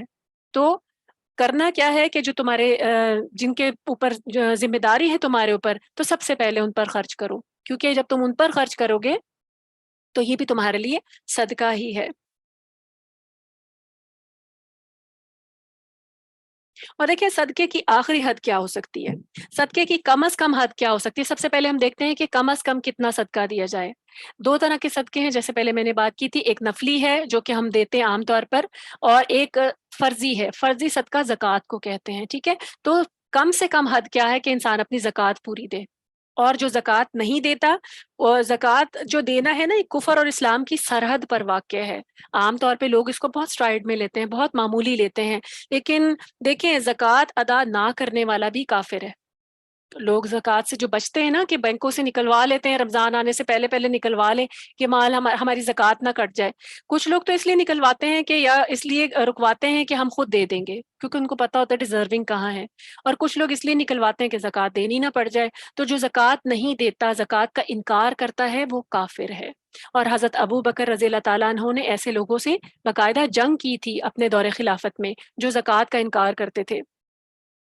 تو یہ صدقے کی آخری حد ہے۔ اس کے علاوہ دیکھیں صدقے کی اس جو عملی تفسیر ہے نا، اس کو ہم جنگ تبوک کے واقعے میں دیکھتے ہیں۔ جب جنگ تبوک کا موقع تھا اور مسلمانوں کو مالی طور پر کافی جو پریشانی کا سامنا تھا، تو کہا گیا کہ سارے جو ہیں مسلمان جو ہیں وہ اپنی طرف سے صدقہ کریں اس جنگ کے لیے، تاکہ جنگ کا جو مال اسباب ہے وہ مہیا ہو سکے۔ تو اس وقت جو ہے وہ سیدنا عثمان اور سیدنا عبد الرحمن بن عوف نے زیادہ سے زیادہ مال دینے میں بڑھ چڑھ کر حصہ لیا تھا، کیونکہ وہ دونوں بہت ویل آف تھے۔ حضرت عثمان بھی بہت ویل آف تھے، اور حضرت عبد الرحمن بن عوف بھی بہت ویل آف تھے۔ اب ہوا کیا کہ سیدنا عمر رضی اللہ تعالیٰ عنہ اس وقت حضرت ابو بکر کی نسبت زیادہ مالدار تھے۔ وہ ٹائم تھا نا، حضرت ابو بکر کے پاس بھی اچھا مال ہوتا تھا، لیکن وہ رچ نہیں تھے، کہتے ہیں نا، حضرت عمر کے پاس اس وقت زیادہ مال تھا۔ تو ان کے دل میں خیال آیا کہ حضرت ابو بکر تو ہر بار مجھ سے سبقت لے جاتے ہیں، تو آج میں کیا کرتا ہوں کہ جتنا میرا مال ہے نا، اس کا نصف خرچ کرتا ہوں، یعنی میں کافی امیر ہوں، رچ ہوں، تو میں اس کا جو نصف ہے نا وہ اللہ کے راستے میں دے دیتا ہوں، تو پھر میں آج حضرت ابو بکر صدیق پر صدقت لے جاؤں گا۔ چنانچہ جب وہ اپنا نصف مال لے کر نبی صلی اللہ علیہ وسلم کی خدمت میں حاضر ہوئے، تو آپ صلی اللہ علیہ وسلم نے حضرت عمر سے پوچھا کہ عمر کیا کچھ لائے ہو؟ تو انہوں نے عرض کیا کہ میں اپنے مال کا نصف حصہ بانٹ کر لے آیا ہوں، یعنی نصف میں نے گھر میں چھوڑ دیا ہے اور آدھا میں لے کر آ گیا ہوں۔ پھر اس کے بعد جو ہے وہ حضرت ابو بکر صدیق رضی اللہ تعالیٰ عنہ تھوڑا سا سامان لے کر آئے، تھوڑا سا مال تھا ان کے پاس۔ تو حضور پاک صلی اللہ علیہ وسلم نے ان سے پوچھا کہ تم کیا لے کر آئے ہو؟ تو انہوں نے کیا کہا کہ میں سب کچھ ہی لے کر آ گیا ہوں، اور گھر میں بس اللہ اور اس کے رسول کا نام ہی باقی ہے۔ اب یہ سن کر حضرت عمر رضی اللہ تعالیٰ عنہ کو یقین ہو گیا کہ کثرت مال کے باوجود وہ حضرت ابو بکر سے سبقت نہیں لے کے جا سکتے۔ اب دیکھیں اس حدیث میں دو باتیں ہمیں پتہ چل رہی ہیں۔ کیا چیز ہے کہ اور نبی صلی اللہ علیہ وسلم نے نا حضرت ابو بکر کا سارا مال قبول فرما لیا تھا، حالانکہ وہ سارا ہی لے آئے تھے، تو ان کو نہیں کہا تھا۔ کیوں؟ کیونکہ ایک تو یہ کہ ان کے دوست تھے نا، ان کو پتا تھا کہ ان کو اللہ پر توکل جو ہے نا وہ کتنا مضبوط ہے، اور یہ انسان کے توکل پر بیس کرتا ہے کہ وہ اللہ کے راستے میں کتنا خرچ کرے، اس کو اللہ پر توکل کتنا، تو ان کا توکل اتنا زیادہ تھا کہ انہوں نے جو ہے ان سے سارا جو ہے نبی صلی اللہ علیہ وسلم نے ایکسیپٹ کر لیا کہ سارا ہی لے آئے ہیں تو ٹھیک ہے، اور لیکن ان کے پاس تھوڑا تھا، وہ اس تھوڑے میں سے کو بھی سارا ہی اٹھا کر لے آئے تھے۔ حضرت عمر کے پاس ان سے زیادہ تھا، اس زیادہ میں سے وہ نصف لے کر آئے تھے۔ تو یہاں سے دیکھیں ہمیں پتہ چلتا ہے حضرت ابوبکر صدیق کی فضیلت، کہ ان کا اللہ پر توکل، ان کا ایمان کے لیے، اسلام کے لیے جو ہے خلوص، اخلاص جو ہے وہ ایسے موقعوں سے ہمیں پتہ چلتا ہے۔ اب دیکھیں اس مقابلے میں ایک دوسرا واقعہ بھی دیکھ لیتے ہیں اس تناظر میں۔ یہاں تو پورے مال کی بات ہو گئی نا، ایک دوسرا واقعہ دیکھتے ہیں۔ اسی موقع پر ایک شخص، یعنی جنگ تبوک میں ہی ایک شخص جو ہے ایک انڈا بھر کے سونا لے کر آیا، یعنی ایک انڈا بھرا ہوا تھا، اس میں سونا تھا۔ وہ کہنے لگا کہ مجھے یہ کان سے ملا ہے، وہاں کوئی کان ہوگی، اس سے مجھے ملا ہے اور یہ صدقہ ہے، اور اب اس کے علاوہ میرے پاس کچھ بھی نہیں ہے۔ یعنی وہ لے بھی آیا، انڈے بھر صدقہ تھا، اور اس نے کہا کہ مجھے کان سے ملا ہے، اس کے علاوہ میرے پاس کچھ نہیں ہے۔ تو نبی صلی اللہ علیہ وسلم نے اس سے اعراض کیا، یعنی اس کی بات نہیں سنی۔ تو اس شخص نے دائیں ہو کر یہی بات دہرائی، یعنی پھر وہ رائٹ سائڈ پہ آ گیا اور پھر یہی بات کی۔ نبی صلی اللہ علیہ وسلم نے پھر اعراض کیا، اس سے منہ موڑ لیا، پھر وہ بائیں طرف سے آیا اور پھر پیچھے ہو کر بھی یہی بات دہراتا رہا۔ یعنی نبی صلی اللہ علیہ وسلم بار بار اس کو اوائڈ کرتے رہے، اس کی بات نہیں سنی۔ بات سنتے تو پھر وہی صدقہ لینا پڑتا، انہوں نے اعراض کیا۔ آخر کار نبی صلی اللہ علیہ وسلم نے وہ سونا پکڑا اور پھر اس کو ہی واپس دے دیا، کیونکہ وہ بار بار آ رہا تھا، تو اس کو ہی واپس دیا اور فرمایا کہ یہ تمہارے لیے ہی ہے، ہمیں اس کی ضرورت نہیں ہے۔ پھر جب وہ چلا گیا تو نبی صلی اللہ علیہ وسلم نے فرمایا کہ تم میں سے ایک شخص آ کر کہتا ہے کہ یہ صدقہ ہے، اور پھر لوگوں کے سامنے جا کر ہاتھ پھیلانے لگتا ہے۔ اور اس موقع پر بھی نبی صلی اللہ علیہ وسلم نے ارشاد فرمایا کہ بہترین صدقہ وہ ہے کہ جس کے بعد آدمی محتاج نہ بن جائے۔ یعنی دیکھیں وہ آدمی آیا تھا، اس کا ایمان کا توکل کا لیول کچھ اور تھا، تو آیا اور پھر اس کے بعد اس کے پاس جو کچھ تھا وہ انڈے بھر صدقہ وہ دینا چاہتا تھا، لیکن نبی صلی اللہ علیہ وسلم نے نہیں لیا، اور کیا کہا، اس کو ہی واپس کر دیا جب اس نے بہت اصرار کیا تو، اور پھر ساتھ کہا کہ یہ اگر اس کو دے دیا، جب وہ چلا گیا تو کہا کہ اگر ایسا انسان کوئی صدقہ لے کے آتا ہے، سارا دے دیتا ہے، پھر جا کے کیا کرتا ہے، پھر دوسروں سے مانگتا ہے کہ میرے پاس تو اب کچھ نہیں ہے۔ تو ایسا مال خرچ کرنے سے بھی منع کر دیا گیا کہ انسان اپنے ہاتھ جھاڑ دے، گھر میں کچھ بھی نہ ہو، پھر اس کے بعد جب کوئی ضرورت پیش آئے تو پھر اس کے بعد کیا کرے، دوسروں کے آگے ہاتھ پھیلائے۔ تو یہ جو ہے یہ مومن کی شان نہیں ہے۔ تو مومن کے لیے کام کیا ہے، اور ہمیں ایک بہت بہترین اور متوازن طریقہ دے دیا گیا ہے۔ دیکھیں اگر اللہ سبحانہ و تعالیٰ ہمیں حکم دے دیتے کہ اپنا سارا مال خرچ کر دو، ضرورت کے لیے بھی نہ رکھو، تو میں اور آپ کیا کرتے؟ ہمیں کرنا پڑتا نا، ہمیں تو اللہ کی اطاعت کرنی ہے ہر حال میں، تو ہمیں کرنا پڑتا۔ لیکن اللہ سبحانہ و تعالیٰ کتنے مہربان ہیں، اللہ تعالیٰ نے ہماری ضروریات کا خیال رکھا اور کہا کہ اپنی ضروریات کے لیے ضرور رکھو، اور جو ضرورت سے زائد ہو وہ تم نے اللہ کے راستے میں خرچ کرنا ہے۔ اور پھر اللہ سبحانہ و تعالیٰ نے کیا کہا کہ یہ اللہ تعالیٰ تمہارے لیے کھول کر اپنی آیات بتا رہا ہے تاکہ تم غور اور فکر کرو، یعنی اس میں میرے اور آپ کے لیے غور اور فکر کا مقام ہے کہ کیا کرنا ہے، اللہ کے راستے میں مال کب خرچ کرنا ہے، کیسے خرچ کرنا ہے، کتنا خرچ کرنا ہے۔ مجھے اور آپ کو تمام پیمانے دے دیے گئے ہیں، اور ساتھ اصرار کیا گیا ہے کہ میں نے اور آپ نے خرچ کرنا ہے۔ یہ نہیں ہے کہ روک کر بیٹھ جائیں، کیونکہ جو اپنا ہاتھ روک لیتے ہیں ان کو ملنا بھی رک جاتا ہے۔ نبی صلی اللہ علیہ وسلم کی حدیث ہے کہ دو فرشتے جو ہیں وہ ہر صبح جو ہیں وہ آواز لگاتے ہیں کہ یا اللہ خرچ کرنے والے کو اور دے، اس کے مال میں برکت ہو جائے، اور روک کر رکھنے والے کے مال کو تباہ کر دے۔ تو جو لوگ سمجھتے ہیں کہ وہ روک لیں گے تو ان کے مال میں برکت پیدا نہیں ہوتی۔ اللہ کے راستے میں مال دینے سے مال کبھی بھی کم نہیں ہوتا۔ آپ آزما کر دیکھ لیں، آپ جب چیریٹی کریں گے، جب صدقہ دیں گے، اور تو آپ کو اس سے اللہ سبحانہ وتعالیٰ کسی نہ کسی صورت میں آپ کو وہ لوٹا دیں گے، اس سے زائد لوٹا دیں گے، کہیں نہ کہیں سے آپ کی ضرورتوں کا بندوبست بھی ہو جائے گا۔ پھر فرمایا وَيَسْأَلُونَكَ عَنِ الْيَتَامَى، پھر وہ آپ سے سوال کر رہے ہیں، پھر صحابہ پوچھ رہے ہیں یتیموں کے بارے میں۔ وَيَسْأَلُونَكَ عَنِ الْيَتَامَى، وہ آپ سے یتیموں کے بارے میں پوچھتے ہیں۔ قُلْ إِصْلَاحٌ لَهُمْ خَيْرٌ، کہہ دیجئے کہ ان کی اصلاح کا طریقہ کار اختیار کرنا ہی بہتر ہے۔ وَإِن تُخَالِطُوهُمْ فَإِخْوَانُكُمْ، اور اگر تم ان کے مال کو اپنے مال کے ساتھ ملا لو اور تو وہ تمہارے ہی بھائی ہیں۔ واللہ یعلم المفسد من المصلح، اور اللہ تعالیٰ فساد کرنے والوں کو اور اصلاح کرنے والوں کو جانتا ہے۔ وَلَوْ شَاءَ اللَّهُ لَعَنَتَكُمْ إِنَّ اللَّهَ عَزِيزٌ حَكِيمٌ، کہ اگر اللہ چاہتا تو اس معاملے میں تم پر سختی بھی کر سکتا تھا، بے شک اللہ صاحب اختیار ہے اور حکمت والا ہے۔ اب یہاں پہ یتیموں کے بارے میں بات کی جا رہی ہے، یتیموں کے مال کے بارے میں بات کی جا رہی ہے، ان کی خیر خواہی کے۔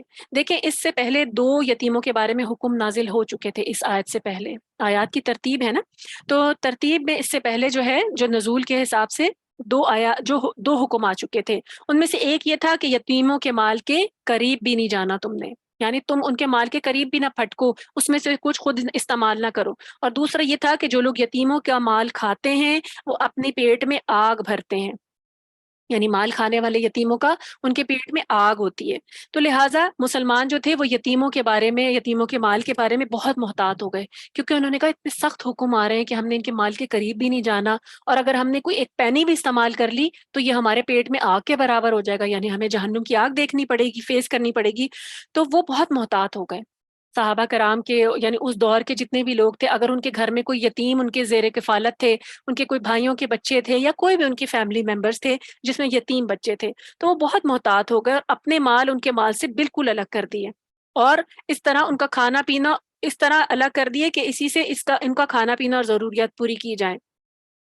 اب اس سے ہوا کیا، جب انہوں نے مال الگ کر دیے تو پھر یتیموں کا بھی نقصان ہونے لگا۔ وہ کیسے تھا؟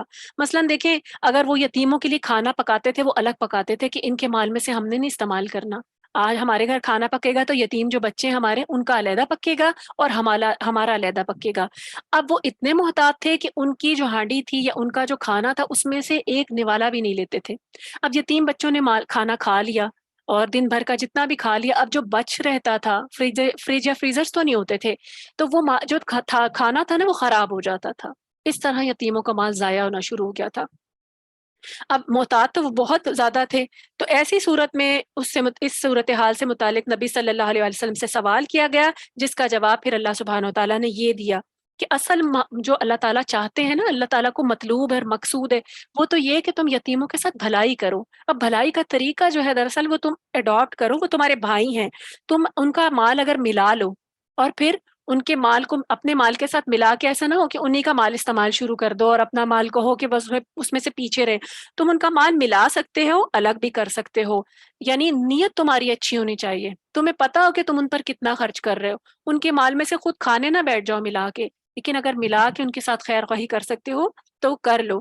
اللہ تعالیٰ، کیونکہ وہ تمہارے بھائی ہیں، اللہ تعالیٰ کو دراصل اصلاح مقصود ہے، یہ مقصود نہیں ہے کہ ان کا کھانا علیحدہ کر کے وہ ضائع کیا جائے۔ اور پھر ساتھ اللہ تعالیٰ نے کیا کہا کہ جس کے دل میں فساد ہو اور جس کے دل میں اصلاح کا ارادہ ہے، اللہ تعالیٰ ان سب کو خوب جاننے والے ہیں۔ اور اگر اللہ چاہتا تم پر سخت حکم نازل فرما دیتا، طرح طرح کی پابندیاں عائد فرما دیتا، سختی کرتا، لیکن اللہ تعالیٰ نے تمہارے لیے حکمت کے ساتھ جو ہے نرمی اختیار کی ہے کہ تم اس معاملے میں اپنی نیت کو خالص کرتے ہوئے یتیموں کے ساتھ جو ہے اپنے مال بلا بھی سکتے ہو، ان کے مال میں سے، کیونکہ کسٹوڈین یا گارڈین کے طور پہ اگر تمہارے پاس تنگی ہے تو تم ان کے مال میں سے بقدر ضرورت کھا بھی سکتے ہو۔ دیکھیں، فرض کریں کوئی انسان ہے، اس کے اوپر ذمہ داری آ جاتی ہے یتیم بچوں کی، اب وہ خود مالی طور پہ مستحکم نہیں ہے، اور پھر اس کے بعد وہ جو بچے ہیں ان کے والد یا ان کے پیچھے والے اس طرح چھوڑ کر مال گئے ہیں کہ ان کے پاس پیسے ہیں، لیکن اب کسٹوڈین جو ہے وہ مالی طور پر کمزور ہے، تو وہ کیا کرے گا؟ جو گارڈین ہے وہ کیا کرے گا؟ اس کو اجازت دی گئی ہے کہ تم ان کی خیر خواہی کرو، ان کے مال کو جلدی جلدی ہڑپ نہ کر جاؤ، لیکن ان کی کفالت کر رہے ہو تو تم اس میں سے کچھ بقدر ضرورت استعمال کر سکتے ہو۔ تو یہاں پہ اللہ سبحانہ و تعالیٰ نے بہترین جو ہے وہ معیار یہاں پر دے دیا ہے۔